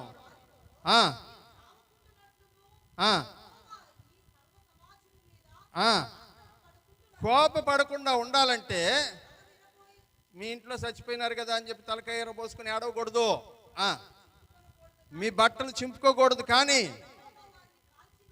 యెహోవా వారిని కాల్చినందుకు, చూడండి, మీరు ఏడవకూడదు, మీ బట్టలు చింపుకోకూడదు, మీ తల ఎరబోసుకోకూడదు, కానీ మిగిలినటువంటి ఇశ్రాయేలు ప్రజలందరూ వాళ్ళ కోసం ఏడవచ్చు, మీరు మాత్రం ఏడవకూడదు. ఎందుకంటే మీ మీద ఏముందంట, అభిషేక తైలం ఉంది. హల్లెలూయా. మీ మీద అభిషేక తైలం ఉంది, నువ్వు ఏడవకూడదు. నువ్వు ఏడిస్తే దేవునికి అవమానం తెలుసా? నీ ఇంటిలో మరణం సంభవించిన నువ్వు ఏడవకూడదు. ఎందుకంటే దేవుడు తనను తాను పరిశుద్ధపరుచుకుంటూ ఉన్నాడు నీ విషయంలో. హల్లెలూయా. ఎంత కఠినమైనటువంటి శిక్ష ప్రియులారా. దేవుడు నాయకుని మీద, దేవుడు ఏర్పరిచిన నాయకుని మీద తిరుగుబాటు చేసినటువంటి అహరోను కుమారులిద్దరికీ పనిష్మెంట్. ఇది రెండవ ఇన్సిడెంట్. మూడవ ఇన్సిడెంట్లోకి వెళ్దాం మనం. నేను ఇన్సిడెంట్స్ చెప్పుకుంటూ వెళ్తున్నాను, మెసేజ్లోకి ఇంకా వెళ్ళలేదు, చెప్పుకుంటూ వెళ్తున్నాను. సంఖ్యాకాండం 12వ అధ్యాయం. సంఖ్యాకాండం 12వ అధ్యాయం. ఈ సంఖ్యాకాండం 12వ అధ్యాయం మరో ముఖ్యమైనటువంటి ప్రాముఖ్యమైనటువంటి అధ్యాయం. ఇదేంటంటే, మోషే కూషు దేశపు స్త్రీని పెళ్లి చేసుకున్నారంట. ఎవరిని? కూషు దేశపు స్త్రీని. కూషు దేశస్తులు అంటే ఎవరు? ఆఫ్రికా వాళ్ళు. ఎవరోళ్ళు? ఆఫ్రికా వాళ్ళు. మనం ఎవరు పనికిరాం ఆ కలర్ ముందు. మంచి కలర్, చాలా బాగుంటారు, మంచి కలర్ అంటే తెల్లంగా అనుకున్నారు, నల్లంలో మంచి కలర్. దాంతో పోటీ పడడానికి మన ఊర్లో ఎవరు సరిపోరు అట్లాంటి కలర్. కానీ ఎవరు పెళ్లి చేసుకున్నారంట? మోషే ఆమెను పెళ్లి చేసుకున్నాడు. ఏం జరిగిందో మనకు తెలియదు. మోషే పెళ్లి చేసుకున్నటువంటి సిప్పోరా, ఆమె పేరు ఏం పేరు? సిప్పోరా. ఆమెతో ప్రాబ్లం ఎవరికి వచ్చిందంటే, మోషే అక్కకి మోషే అన్నకి ప్రాబ్లం వచ్చింది. ఎవరికి? మోషే అక్కకి మోషే అన్నకి. ఆ కాలంలో ఉన్నాయి, ఈ కాలంలో కూడా ఉన్నాయనుకుంటా వదిన ఆడబిడ్డలకు గొడవలు. అవి తీరేటట్టుగా కనబడడం వల్ల నాకు ఏడ ప్రపంచంలో ఏడ చూసినా ఈ వదిన ఆడబిడ్డల గొడవలు తీరేటట్టుగా లేవు. మనోళ్ళు పెద్దోళ్ళు సామెతలు కూడా అదే కదా చెప్పినారు, మొగుడు దనినందుకు కాదు ఆడబిడ్డ నవ్వినందుకే నాకు ఈ బాధ అని అంటారు కదా. సేమ్ అదే ఇక్కడ ప్రాబ్లం కూడా. వాళ్ళ మధ్యలో ఏం జరిగిందో మనకు తెలీదు. మోషే భార్య సిప్పోరా, ఆమె నల్లగా ఉంటుంది, ఇశ్రాయేలీలు తెల్లగా ఉంటారు, బాగా షార్ప్గా తెల్లగా ఉంటారు. ఆ తెల్లగా ఉండేటువంటి వాళ్ళల్లో ఎవరుందంట? మిరియాం కూడా ఉందంట. ఎవరుందంట? మిరియాం, మోషే యొక్క పెద్దక్క. మోషేని నీళ్ళల్లో వదిలేసినప్పుడు వెళ్ళిపోయి పక్కన నిలబడి కాపాడినటువంటి ఆవిడ మిరియాం, ఆవిడ కూడా ఉందంట. వాళ్ళిద్దరికీ ఎక్కడ బెసికిందో మనకు తెలియదు. ఆమె అహరోను సపోర్ట్ తీసుకునిందంట. నాకెందుకో ఈ అహరోన్ ఫస్ట్ నుంచి అన్నిట్లో, ఇప్పుడు మనం చదువుతున్నా అన్నిట్లో అహరోన్ కనబడుతూనే ఉంటాడు మనకు. మరి ఈ అహరోన్ ఎందుకు ఇట్లాంటి తయారైపోయినాడో నాకు తెలియదు. అన్ని విషయాల్లో కూడా అతను కనబడుతుంటాడు. ఇప్పుడు చదువమ్మా 1-2 వచనాలు. మోషే కూషు దేశపు స్త్రీని పెండ్లి చేసుకుని ఉండెను గనుక అతడు పెండ్లి చేసుకున్న ఆ స్త్రీని బట్టి మిరియాము అహరోనులు అతనికి విరోధముగా ఏమని. ఇప్పుడు మిరియాంకి సిప్పోరాకి గొడవలు ఉంటే వాళ్ళిద్దరు చూసుకోవాలి. మధ్యలో మోషేతో ఏం పని? ఇంట్లో వాళ్ళిద్దరు ఏదైనా గొడవలు ఉంటే వాళ్ళిద్దరు చూసుకొని అక్కడ సెటిల్ చేసుకోవాలి. మధ్యలో మోషేతో ఏం పని? ఏమంట జరగకూడదు. ఇంట్లో ఆడోళ్ళు గొడవ వేసుకుంటారు. ఇంటికి అయ్యో మీ అక్క ఏమనిందో తెలుసా? అయ్యతో ఏం పని? అయ్యి లేనప్పుడు మీ ఇద్దరు గొడవలు వేసుకుని రాగానే అయ్యతో ఏం పని? అత్త కొడలు గొడవ వేసుకుంటారు. భర్త ఇంటికి రాగానే ఏమా బాగున్నావా? ఉన్నాం. లోపలికి వెళ్ళంగానే భార్య ఏమ్మా? అయ్యా మీ అమ్మతో నేను ఏగలే. రాగానే ఏం పని? వాళ్ళిద్దరికి కదా గొడవ. సరే, మిర్యాము అహరోను వీళ్ళిద్దరు కలిసి ఎవరితో అంట? మోషేతో. చదువుమ్మా. మోషేకు విరోధముగా ప్రాబ్లము సిప్పోరా. కానీ ఎవరికి విరోధంగా మాట్లాడుతున్నారంటే వీళ్ళిద్దరూ మోషేకు విరోధంగా మాట్లాడుతున్నారు. అంటే అర్థం ఏంటో తెలుసా? మనోళ్ళు అంటుంటారు కదా, అసలు నా కొడుకు మంచోడైతే ఆయమ్మ అనాల్సిన అవసరం ఏముంది? ఇప్పుడు మంచోడు కాంది ఎవరు? ఇన్ని రోజులు అట్టెందుకు పెంచినావు నువ్వు? మంచోడు కాకుండా ఎందుకు పెంచినావు? ఎంతసేపటికి మనోడు మంచోడు అయితే ఆయమ్మని ఎందుకు లేనేది? అంతా అనేసి ఉంటారా, గొడవ అయిపోయి ఉంటుంది లాస్ట్లో అన్నమాట. ఆ టైప్లో ఎవరి మీద? అహరోను మీద, మోషే మీద. వాళ్ళిద్దరూ ఏం వేసుకుంటున్నారంట? వివాదం, గొడవ. ఇప్పుడు అంటున్నారు, ఏమంటున్నారంటే వారు మోషే చేత మాత్రమే యెహోవా మాట్లాడిస్తాడా? మేము కూడా దేవుడి మాటలు మీకు చెప్పాం కదా అని ఎవరితో? మోషేతో అన్నారా? మోషే నీ ఒక్కడి చేత మాట్లాడిచ్చినాడా దేవుడు? మేము కూడా దేవుని సేవ చేసాం నీలాగే. ఇదిగో నీకు దేవుడు చెప్పిన మాటలు మేమిద్దరం కూడా విన్నాం. మేము కూడా దేవుని సేవ చేసాం. నువ్వు ఒక్కడివే గొప్పడు కాదు, మేము కూడా నీతో సమానులం అని ఎవరితో అని ఉండాలి? డైరెక్ట్గా మోషేతో అని ఉండాలా? కానీ మోషేతో అన్నారా? ఎవరితో అన్నారంట? మళ్ళీ ఒకసారి చదవండి జాగ్రత్త. దాన్ని పలికించిన ఆయన మా చేతను పలికింపలేదా అని ఇరుగు పొరుగు వాళ్ళకి చెప్పుకొనగా. వాళ్ళకి చెప్పుకుంటున్నారంట.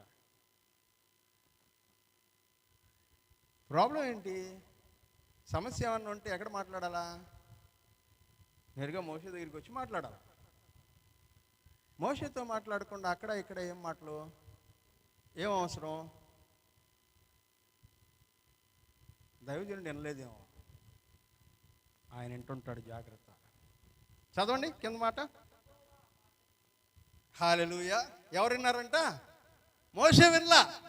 మోషేకి తెలియదు బ్యాక్గ్రౌండ్లో ఏం జరుగుతుందో, వాళ్ళు ఏం మాట్లాడుకుంటున్నారో తెలీదు, ఎవరెవరితో ఏం చెప్తున్నారో మోషేకి తెలీదు. కానీ యెహోవా ఆ మాట వినెను. చదువు. ఇప్పుడు ఏం చేశాడు దేవుడు? హల్లెలూయా. దేవుడు సాక్ష్యం ఏమని చెప్తున్నాడో తెలుసా? ఏం తెలుసు మోషే గురించి మీకు? భూమి మీద ఉన్నటువంటి మనుషులందరిలో మోషే లాంటి తగ్గింపు స్వభావం కలిగిన వాడు ఇంకొకడు లేడు. ఎవరు సాక్ష్యం ఇది? దేవుడి సాక్ష్యం.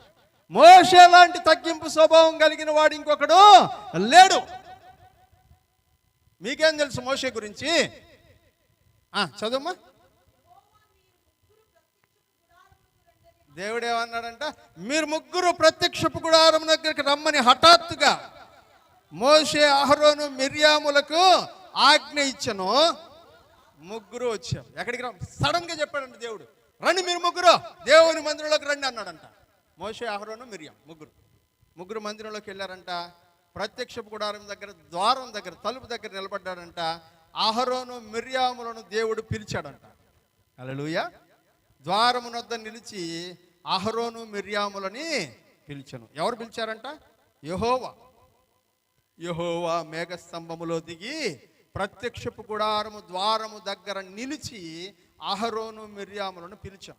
వాళ్ళిద్దరు రాగా ఆయన ఏమన్నాడంటే, చదువు, నా మాటలు వినండి. మీలో ప్రవక్త ఉండుంటే,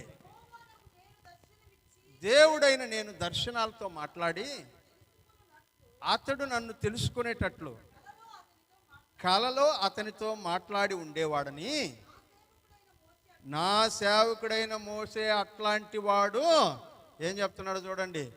ఒకవేళ మీలో ఒక ప్రవక్త ఉంటే, మిరియాము, అహరోను, మీరు ప్రవక్తలు అనుకుంటున్నారు కదా, ఆత్మీయులు అనుకుంటున్నారు కదా, పరిశుద్ధులు అనుకుంటున్నారు కదా, ఒకవేళ మీలో అట్లాంటి వాడు ఉండుంటే, ఒకవేళ నేను మాట్లాడితే కూడా ఎట్లా మాట్లాడతానంటే, కల్లో మాట్లాడతాను, దర్శనం ఇచ్చి మాట్లాడతాను, ఫలానా పని చెయ్యండి అని దర్శనం ఇచ్చి చెప్తాను. కానీ నా సేవకుడైన మోషే అట్లాంటి వాడు కాదు.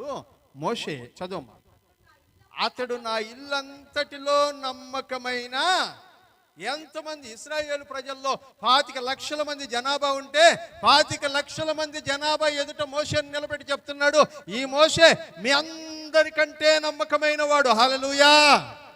ఈ మోషే మీ అందరికంటే నమ్మకమైన వాడు. చదువు, నేను రహస్యంగా, మర్మంగా, పైకి ఒక రకంగా, లోపల రహస్యాన్ని పెట్టి మాట్లాడను.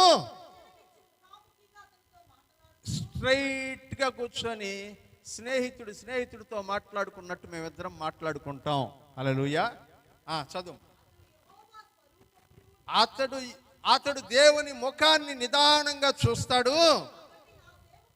కాబట్టి నా సేవకుడైన మోషేకు విరోధముగా మాట్లాడడానికి ఎందుకు భయపడలేదు మీరు? ఎక్కడంట డిస్కషన్ జరిగింది? మోషేకి తెలీదు, బయట జరిగింది. దేవుడు విన్నాడు. ఇప్పుడు పిలిపించి మాట్లాడుతున్నాడంట, నా సేవకుడైన మోషేకు విరోధంగా మాట్లాడడానికి మీరు ఎందుకు భయపడలేదు? చదువు. దేవుడు వెళ్ళిపోయాడంట. ప్రత్యక్షపు గుడారంలో నుంచి మేఘం పైకెత్తబడిందంట, మహిమ వెళ్ళిపోయిందంట. మహిమ అటు వెళ్ళిపోయిందో లేదో, ఏ మిరియాము వల్ల అయితే ప్రాబ్లం వచ్చిందో ఆ మిరియాము శరీరం అంతా కుష్ఠరోగం లాగా అయిపోయిందంట. చదువమ్మా కిందకి.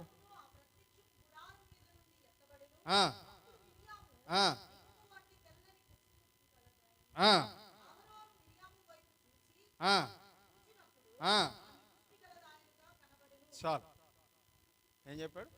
పైకి వెళ్ళిపోయిందంట మేఘం. దేవుడు వెళ్ళిపోగానే ఆ మిరియాం ముఖం ఏమైపోయిందంట? మిరియాం యొక్క శరీరం అంతా కుష్ఠరోగం. ఎట్లాంటి కుష్ఠరోగం తెలుసు? తెల్లని కుష్ఠరోగం. ఇప్పటిదాకా ఈ ఫీలింగ్ ఏంటి? ఆమె నలుపు నేను తెలుపు, ఆమె నలుపు నేను తెలుపు. ఇప్పుడు ఆ తెలుపుని ఇంకా బ్రైట్ చేసేసాడు దేవుడు. ఎంత బ్రైట్గా చేసేసాడంటే, వాళ్ళ వాళ్ళ తమ్ముడే ఆ ముఖం చూడలేకపోయాడంట. చదువు కింద లైన్లో. అహరోను, అయ్యో నా ప్రభువా, మేము అవివేకులము, పాపులమైన మేము చేసిన ఈ పాపము మా మీద మోపొద్దు. చూసారా? తన తల్లి గర్భములో నుంచి బయటకు వచ్చేటప్పటికే సగము మాంసము కాలిపోయినటువంటి బిడ్డ శవములాగా ఆమెను ఉండనివ్వక. ఎవరితో చెప్తున్నాడు? అహరోను మోషే వైపు చూసి ఏమంటున్నాడు? తమ్ముడు అన్నోలా ఏమంటున్నాడు? ప్రభువా. ప్రియులరా, జాగ్రత్తగా ఉండాలి. దేవుని సేవకుల్ని ఊరికే పెట్టడు దేవుడు. మోషేని గురించి సాక్ష్యం చెప్తూ, ఇల్లంతట్లో ఇట్లాంటోడు ఇంకొకటి లేడు తెలుసా? ఒకవేళ ఉండుంటే మిమ్మల్ని ఎవరో ఒక నాయకుడిగా పెట్టుండేవాడిని నేను. ఇట్లాంటోడు లేడు, అందుకనే పెట్టాను నేను. హల్లెలూయా. మీరు అతనికి విరోధంగా మాట్లాడడానికి మీరు ప్రయత్నం చేస్తున్నారు. మీరు భయం ఉందా అసలు మీకు? అసలు కొంచెం అన్నా భయం లేనటువంటి ప్రవర్తన మీరు కలిగి ఉన్నారు. అలా భయం లేనటువంటి ప్రవర్తన మూలంగా ఏం జరుగుతుందో మీకు అర్థమవుతుందా? దేవుడు వాళ్ళ మధ్యలో నుంచి పైకి వెళ్ళిపోగానే అంట శరీరం అంతా కుష్ఠరోగం వచ్చేసింది. ఆ ముఖాన్ని చూడలేక అహరోన్ అంట మోషే వైపు తిరిగి, ప్రభువా మమ్మల్ని క్షమించు, మేము అటు చేసి ఉండకూడదు, తప్పైపోయింది. మోషే దేవుడి దగ్గరికి వెళ్ళి, ప్రభువా ప్రభువా ప్రభువా, సారీ ప్రభువా, వాళ్ళు ఏం చేయలేదు ప్రభువా, ఏదో తెలియకనేసి ఉంటారులే ప్రభువా, క్షమించు ప్రభువా, క్షమించు ప్రభువా. మోషే బ్రతిమలాడితే దేవుడు ఏమన్నాడు వినండి, చదువుమా.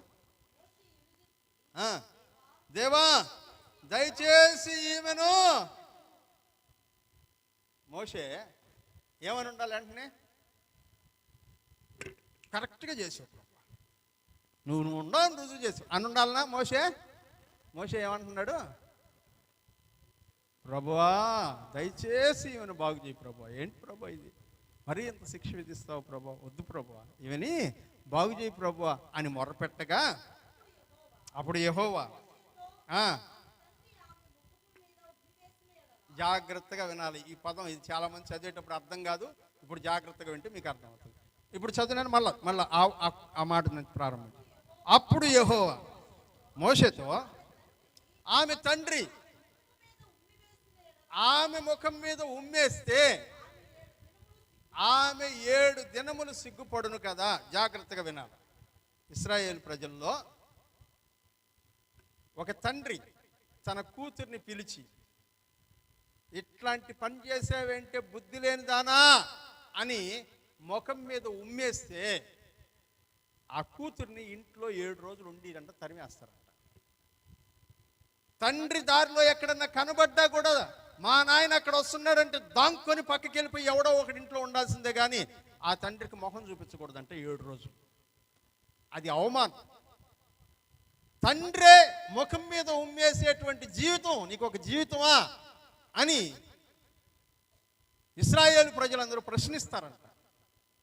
ఇప్పుడు మోషే అంటున్నాడు, తండ్రి తన కుమార్తె ముఖం మీద ఉమ్మేస్తే 7 రోజులు ఆమె కనబడకుండా ఉంటుంది కదా, సిగ్గుపడుతూ ఉంటుంది కదా తండ్రి ఎదుటికి రావడానికి. చదువమ్మా.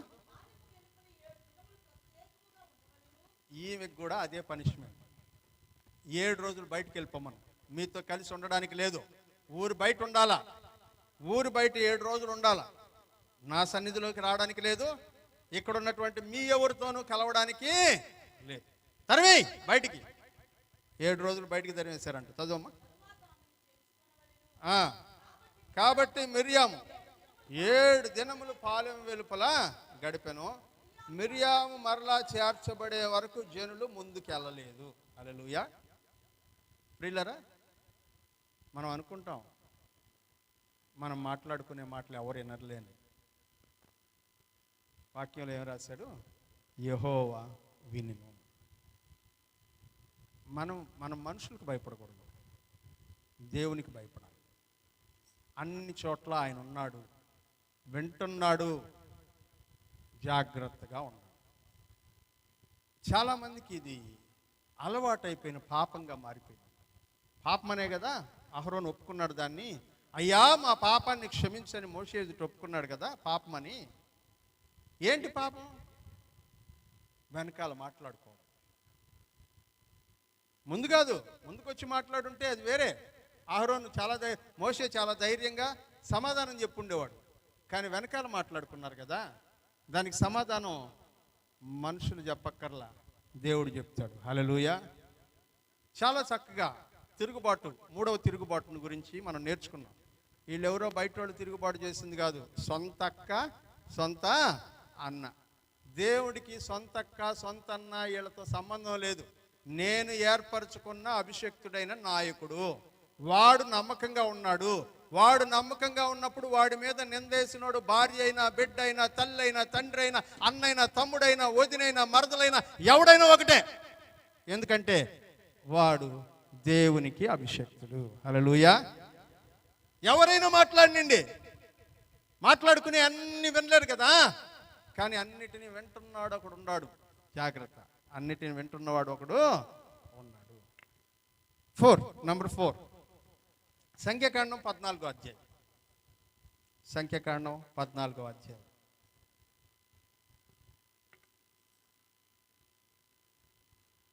ఇది ఇశ్రాయేలు ప్రజల జీవితంలో మరొక విషాదకరమైన, దుఃఖకరమైన సంఘటన. ఇశ్రాయేలు ప్రజలకి దేవుడు చెప్పాడు, అయ్యా మోషే వచ్చేసాం, యోర్దాను దగ్గరికి వచ్చేసాం, దాటితే అవతలికి వెళ్ళిపోతే వాగ్దాన దేశం, 2 సంవత్సరాల్లో వచ్చేసాం, అవతలికి వెళ్ళిపోతే వాగ్దాన దేశం ఉంది రెడీగా, వెళ్ళిపోండి అని అన్నాడు. అప్పుడు మోషే ఏం చేశాడంటే, ప్రభువా ఒక్కొక్క గోత్రానికి ఒక్కొక్కడు చొప్పున 12 మంది లీడర్లను పంపిస్తాను నేను, అక్కడికి వెళ్ళి దేశం ఎట్లుందో, పంటలు ఎట్లున్నాయో చూసుకొని వస్తారు వీళ్ళందరూ. వచ్చిన తర్వాత వాళ్ళు చెప్పే సమాచారాన్ని బట్టి మేము ముందుకు కొనసాగుతాం అని అంటే సరే పంపించమన్నాడు. ఒక్కొక్క గోత్రం నుంచి ఒక్కొక్కరిని పంపించాడు. వాళ్ళల్లో యెహోషువ కాలేబు కూడా ఉన్నారు. దేవునికి స్తోత్రం కలుగును గాక. హల్లెలూయా.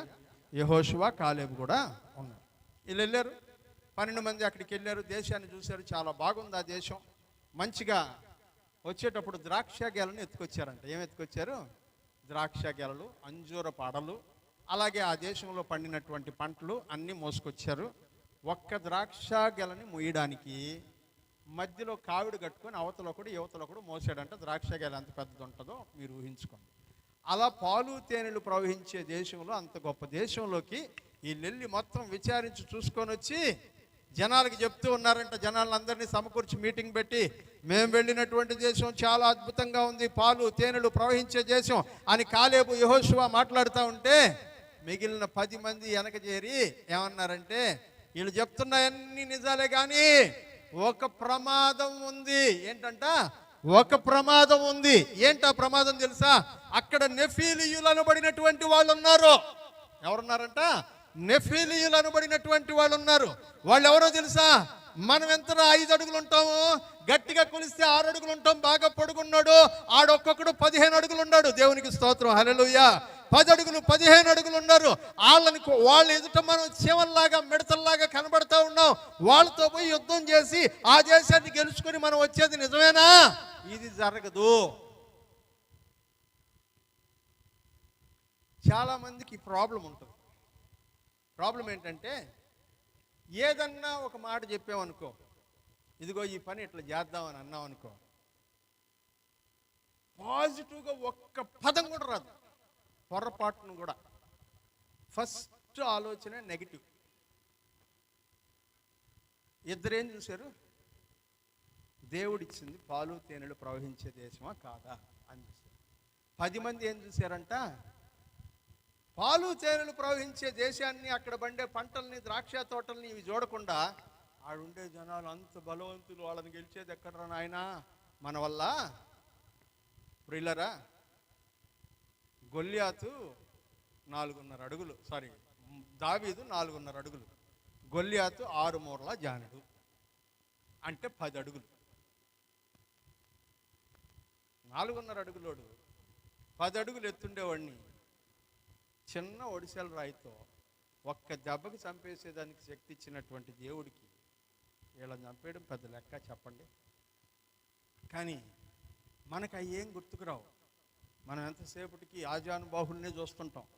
వాళ్ళు చంపేస్తారు, వాళ్ళు తినేస్తారు, వాళ్ళు ఇటు చేస్తారు, వీళ్ళు ఇటు చేస్తారు. అక్కడికి వెళ్ళేదానికి ఉన్నటువంటి పాజిటివ్ అవకాశాలు ఆలోచించకుండా నెగటివిటీ మీదనే ఆధారపడడం. నెగటివ్ థాట్స్ ఇచ్చేవాడు సైతాను. ఆ నెగటివ్ థాట్స్ని మీ మనసుల్లో పెడుతున్నవాడు సైతాను. అపవాది పెట్టేటువంటి ఆ నెగటివ్ థాట్స్కి లోబడినటువంటి మీరు కూడా అపవాది సంబంధులే, దేవుని సంబంధులు కాలేరు. దేవుని సంబంధులు విశ్వాస వీరులు అవుతారు. సౌలుతో వెళ్ళినటువంటి వాళ్ళు ఏమన్నారు? సౌలు ఏమన్నాడు? వాడు ఆజానుబాహుడు రా, నువ్వు చిన్నపిల్లడివి. సౌలు అంటే కాదు, దేవుడు నన్ను బొమ్మంటున్నాడు. హల్లెలూయా. ఆజానుబాహుడైతే నాకేంటి, నాకు తోడుగా ఎవరున్నారంట? ప్రూఫ్స్ ఉన్నాయి నా దగ్గర. 2 ప్రూఫ్స్. ఏంటో తెలుసా?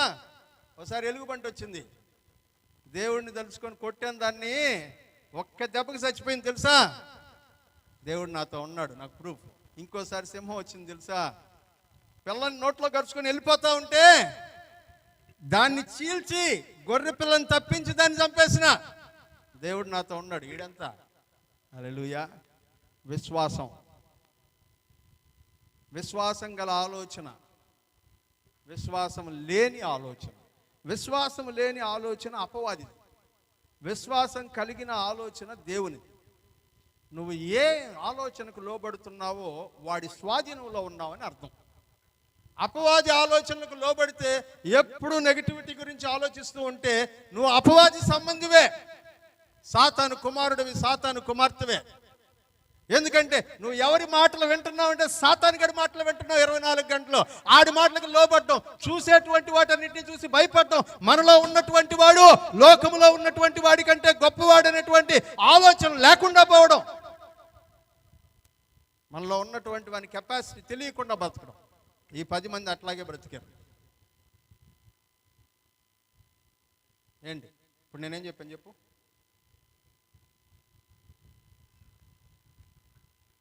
ఈ 10 మంది అట్లాగే బ్రతికారు. తిరిగి వచ్చి చెప్తున్నారు వాళ్ళు ఆజానుబాహులు, వాళ్ళని మనం గెలవలేము, మన వల్ల కాదు. ఎవరు మాట వింటారు జనాలు? చెప్పండి, మీరు ఎవరు మాట వింటారు చెప్పండి? ధైర్యంగా కరెక్ట్గా చెప్పండి.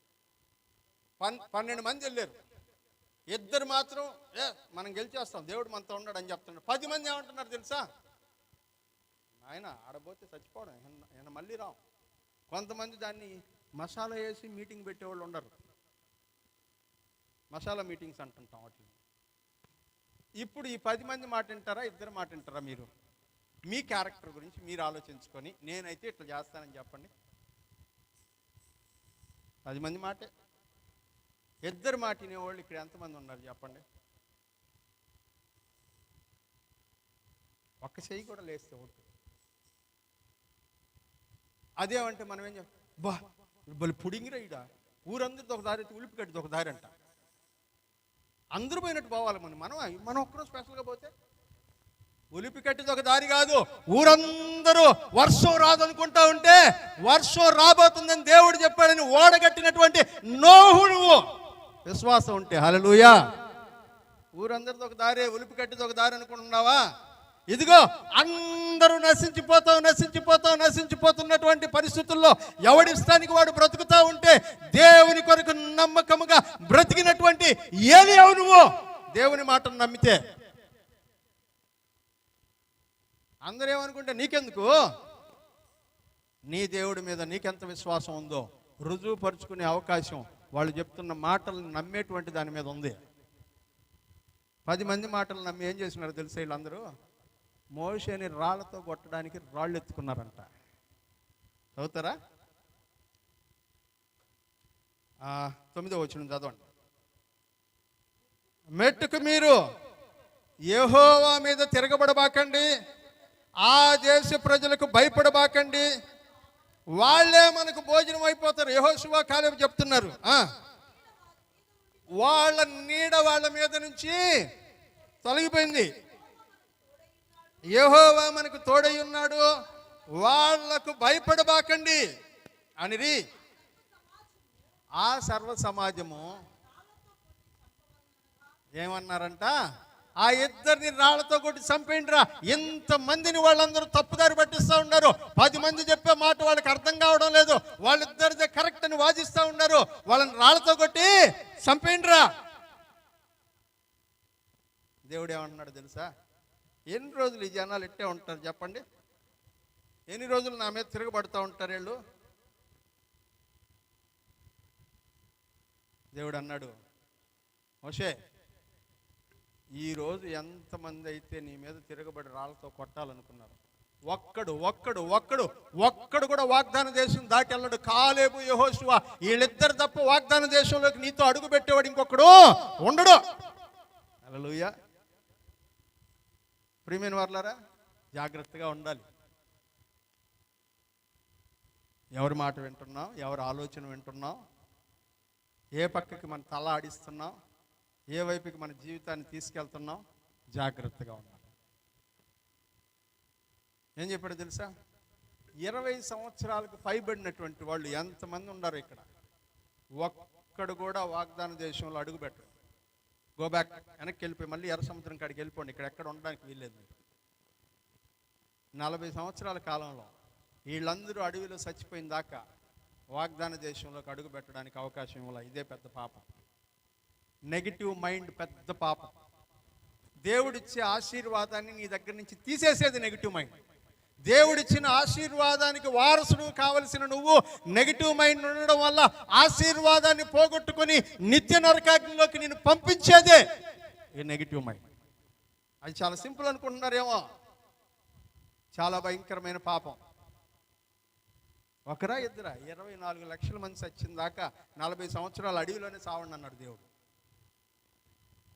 20 సంవత్సరాలు పైబడిన వాళ్ళందరూ అడవిలో చచ్చిపోతే ఆ తర్వాత మోషే రెడీ అవ్వండి, అవతలకి వెళ్దాం అన్నాడు. హల్లెలూయా. మోషే దగ్గరికి వచ్చినప్పుడు మోషే ఒక చిన్న పొరపాటు చేశాడంట. మోషే నువ్వు కూడా పోయేది లేదు, వేరే వాళ్ళని పంపిస్తున్నా అన్నాడు. హల్లెలూయా. ఎవడైనా ఒకటే, దేవుని మాట వినకపోతే నాయకుడైనా ఒకటే, విశ్వాస అయినా ఒకటే. దేవుని మాట ప్రకారం నడుచుకుంటే ఆశీర్వదించబడతాం. దేవుడి మాట కాదని మన ఇష్టానుసారంగా బ్రతికితే ఎక్కడికక్కడే దేవుడు ఆపేస్తాం. ప్రియులరా, 4వ విషయాన్ని మనం జ్ఞాపకం చేసుకున్నాం. 20 లక్షల మంది జనాలు, 26 లక్షల మంది జనాలు అవిశ్వాసం వలన చచ్చిపోయారు. అవిశ్వాసం వలన అడవిలో చచ్చిపోయారు.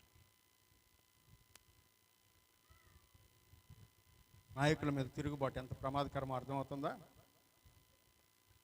5వ సంఘటన, సంఖ్యాకాండం 16వ అధ్యాయం.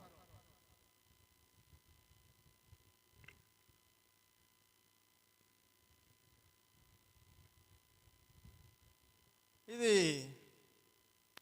మరొక ఇన్సిడెంట్.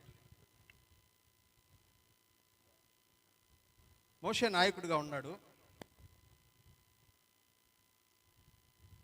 అహరోను యాజకుడిగా ఉన్నాడు. దేవుడు చెప్పాడు, అహరోను యాజకుడు, నువ్వు నాయకుడివి, నువ్వు కూడా దేవుని మందిరంలోకి వెళ్ళి సేవ చేయడానికి లేదు మోషే. అహరోను యొక్క కుమారులే మందిరం లోపలికి వెళ్ళాలి, సేవ చేయాలి, నువ్వు కూడా వెళ్ళకూడదు. నువ్వు వాళ్ళని అభిషేకించేదాకా నువ్వు సేవ చేయి, వాళ్ళు అభిషేకించిన తర్వాత సేవ వాళ్ళది, వాళ్ళకి ఇచ్చేసి అని చెప్పాడు. అలాగే మోషే చేశాడు. అహరోను కొడుకులు సేవ చేస్తున్నాడు. ఈ సమయంలో లేవికి మనమడును, ముని మనమడు, కహాతుకు మనమడు, ఇస్హారు కుమారుడు అయినటువంటి కోరేహు. ఎవరైనా కోరహు. ఈయన, ఈ పేరు మనకు చాలా బాగా తెలుసు, కోరహు. కీర్తనలు చదివేటప్పుడు కోరహు కుమారుల కీర్తన అని ఉంటుంది. ఆ కోరహు ఈయనే. కోరహు ఆయన 2 మనుషుల్ని జతేసుకున్నాడంట. రూబేను గోత్రానికి చెందిన అభిరాము, దాతాను. ఎవరిళ్ళు? అభిరాము. ఈ లేవీయుడు, కోరహు లేవీయుడు. ఇంకొక ఇద్దరు మనుషుల్ని జతేసుకున్నాడు, అభిరాము, దాతాను.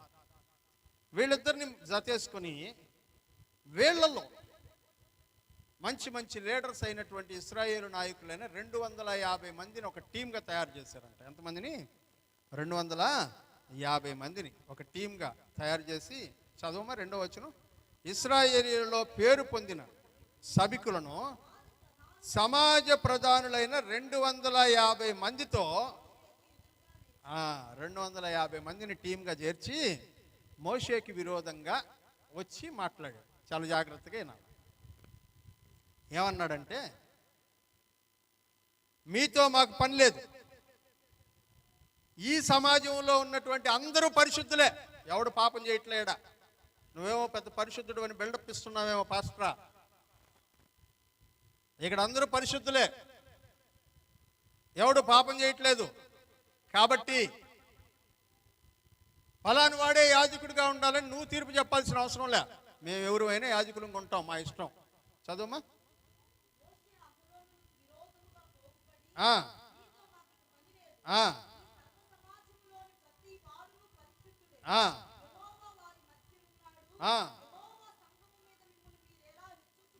మిమ్మల్ని మీరే ఎట్టా, మీరే లీడర్లు అంటున్నారు. నువ్వేమో మీ అన్నని యాజకుని చేసావు, ఆయన కుమారులు వాళ్ళే యాజకులు అంటా ఉండవు. ఈయనెవరు, మేమెవరు, ఏమి లీడర్లు కానీ అవసరం లేదా, నువ్వు ఒక్కడవే లీడర్వా? 250 మంది మనుషులను పోగేసుకొచ్చి మాట్లాడుతున్నాడంట కోరహు. వెంటనే మోషే ఏం చేశాడు చూడండి, 4వ వచనంలో. హల్లెలూయా. ఏం చేశాడంట? సాగిలు పడ్డం అంటే అంటే అంటే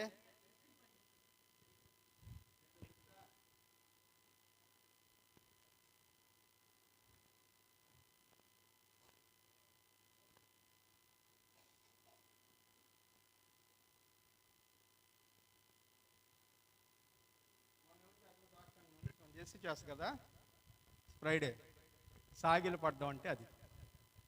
మోషే, నువ్వు ఒక్కడేనా లీడర్వే, మేము లీడర్లు కాకూడదా, ఎట్లే ఉండాలనా అని అంటే, నువ్వు ఎవడిరా అడగడానిక అని మోషే అనలా.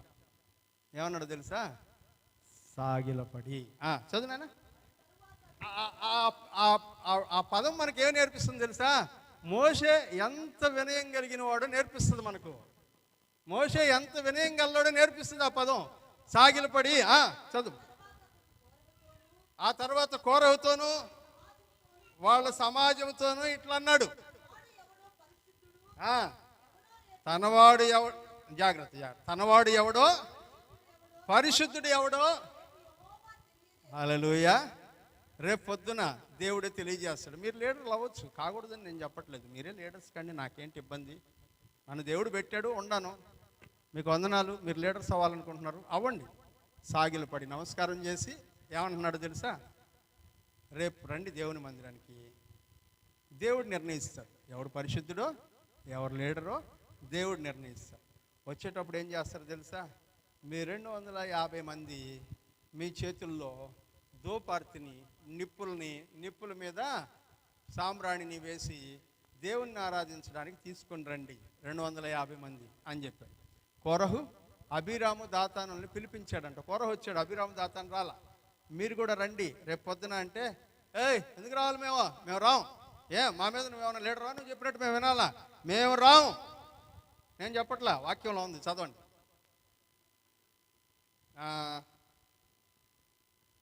12వ వచనం నుంచి చదువు. ఏలియాబు కుమారులైన దాతాను పిలవనంపించును. అయితే వాళ్ళు, మేము రాం, ఈ అరణ్యములో మమ్మల్ని చంపాలని పాలు తేనెలు ప్రవహించు దేశములో నుండి తీసుకొచ్చింది చాలనట్టు మా మీద ప్రభుత్వం చేయడానికి నీకు అధికారం కావాలా? అంతేకాదు, హల్లెలూయా, నువ్వేం పాలు తేనెలు ప్రవహించే దేశానికి తీసుకురాలా, అడవిలో తీసుకొచ్చి చంపుతున్నావు మమ్మల్ని. నీకు అర్థమవుతుందా నువ్వేం చేస్తున్నావో? పొలములు ద్రాక్ష తోటలు గల స్వాస్థ్యం నువ్వేం మాకీలా.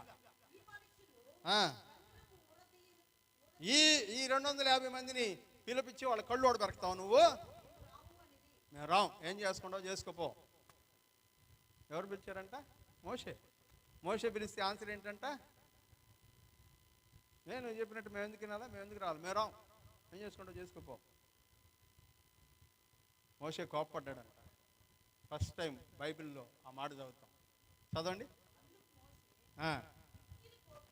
చాలా కోపం వచ్చిందంట మోషే. ఫస్ట్ టైం మోషేకి కోపం వచ్చిందంట. మోషే మిక్కిలి కోపగించుకొని ఏమన్నాడు తెలుసా?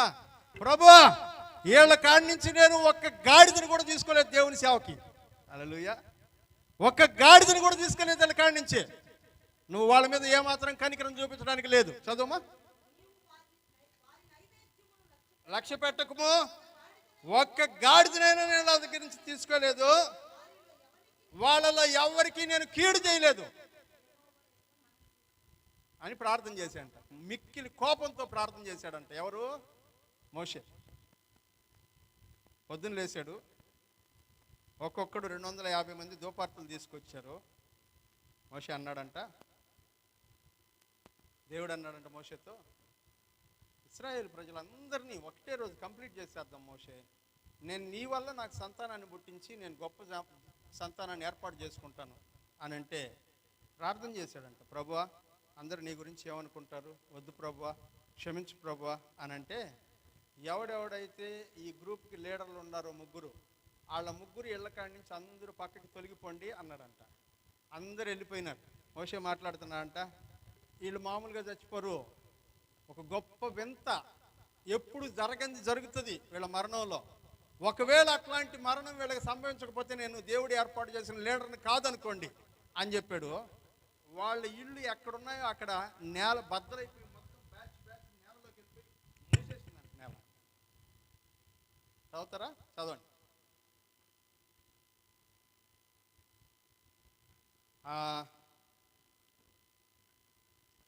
27వ వచనం.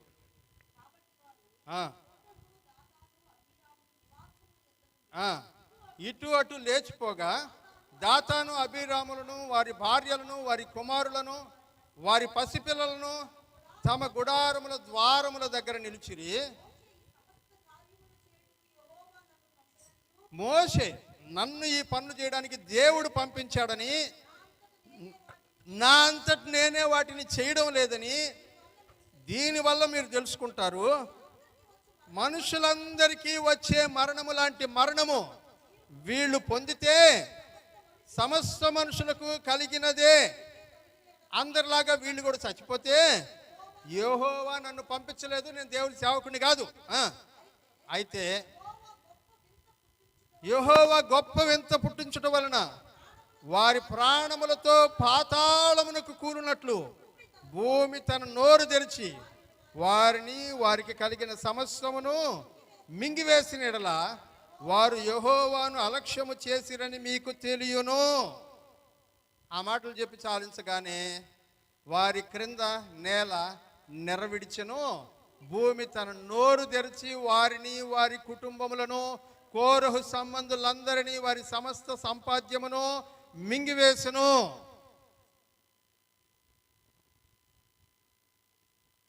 ఇది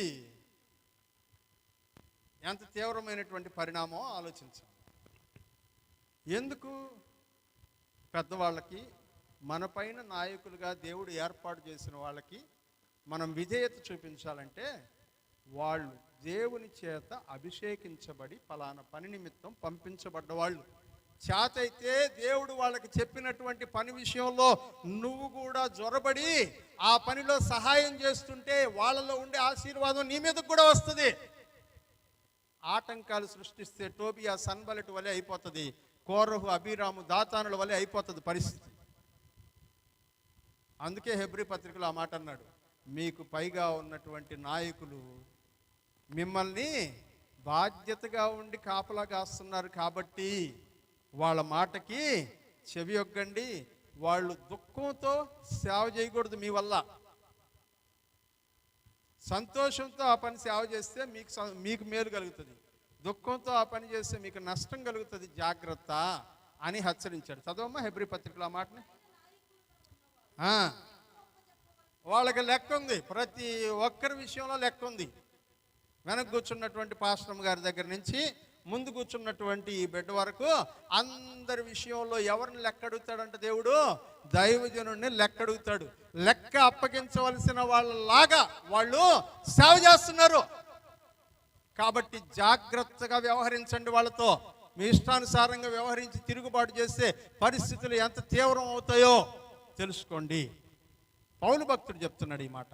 తెస్సలోనికే సంఘానికి ఉత్తరం రాస్తూ చెప్పినటువంటి మాటని ఇందాక మనం చదువుకున్నాం కదా. అక్కడ కూడా ఏమంటున్నాడు, మరియు సహోదరులారా మీలో ప్రయాసపడుచు ప్రభువునందు మీకు పైవారయ్యుండి మీకు బుద్ధి చెప్పుచున్న వారిని గౌరవించి వాని పనిని బట్టి వాళ్ళని ప్రేమించి మిక్కిలి ఘనముగా ఎంచవలనని వేడుకుంటూ ఉన్నాను. ప్రియులారా, మన సంఘం నేర్చుకోవాల్సినటువంటి ఒక ముఖ్యమైన పాఠం ఇది. నేను నేర్చుకున్నాను. నా పైన ఉన్నటువంటి అధికారులు మన మీద ఎన్ని రకాలుగా అయినా మనల్ని ఇబ్బంది పెట్టవచ్చు గాక, వాళ్ళ మాటకు విధేయులైతే ఆశీర్వాదం అని నేర్చుకున్నాను. కొన్నిసార్లు పాస్టర్కి ఆశ్చర్యంగా ఉంటుంది, ఎందుకు ఎన్ని మాటలు పడతాయి, ఎన్ని టెన్షన్స్ పడతాయి, ఇంకా అక్కడ కలిసి సేవ చేయడం, ఇంకేమి అది లేకపోతే మనం బ్రతకలేమా అని మాట్లాడిన సందర్భాలు చాలా ఉన్నాయి. కానీ దేవుడు నాతో ఒకటే మాట్లాడతాడు, మన పైన ఉన్న వాళ్ళకి లెక్కప్ప చెప్పాల్సిన బాధ్యత ఉంది సేవకుల విషయంలో. మన ఆలోచన వేరు, వాళ్ళ ఆలోచన వేరే ఉండొచ్చు, కానీ వాళ్ళ లెక్క ప్రకారం, వాళ్ళ బాధ్యత ప్రకారం వాళ్ళు చేస్తున్నారు. వాళ్ళ దుఃఖంతో సేవ చేయకుండా మనం విధేయులమైతే ఆశీర్వాదాన్ని అనుభవిస్తాం.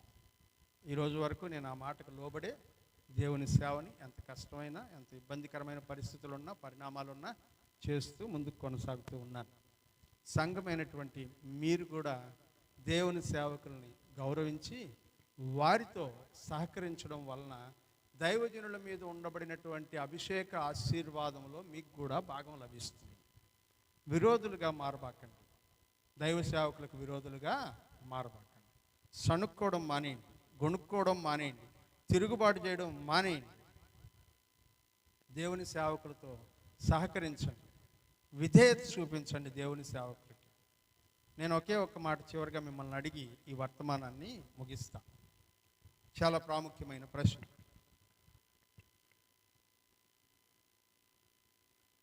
మీ దగ్గర నుంచి ఏదైనా లాభం సంపాదించుకోవాలనుకుంటే మిమ్మల్ని తిడితే లాభం వస్తుందా, మీతో మంచిగా ఉంటే లాభం వస్తుందా? చెప్పండి. మీ అందరి దగ్గర నుంచి నేను బాగా కానుకలు సంపాదించుకోవాలనుకుంటున్నాను ఒక దైవజనుడిగా.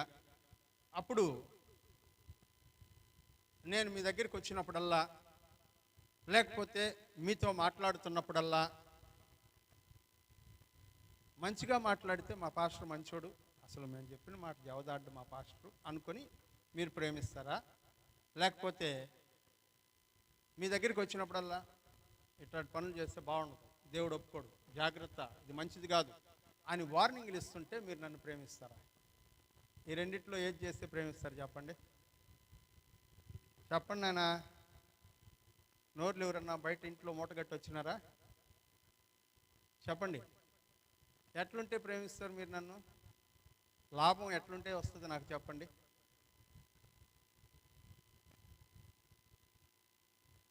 ఎట్లున్నారంటే అస్సలు నాకు సంబంధమే లేదు ఈ మ్యాటర్తో. చెప్పు శ్రావంతి, ఎట్లుంటే బాగుంటుంది? మా పాస్టర్ ఎప్పుడు వచ్చినా మాతో మంచిగా బాగా మాట్లాడితే మాకు కూడా హ్యాపీగా ఉంటుంది. వచ్చినప్పటి నుంచి తిడతా ఉంటే మాకు మాత్రం ఆయన నెట్టు ప్రేమించాలనిపిస్తుంది చెప్పు అని అంటాడు. జాన్ రాజు అన్నయ్య ఉంటే చాలా బాగా చెప్పుండేవాడు, నేను అంత బాగా చెప్పలేకుండా కదా.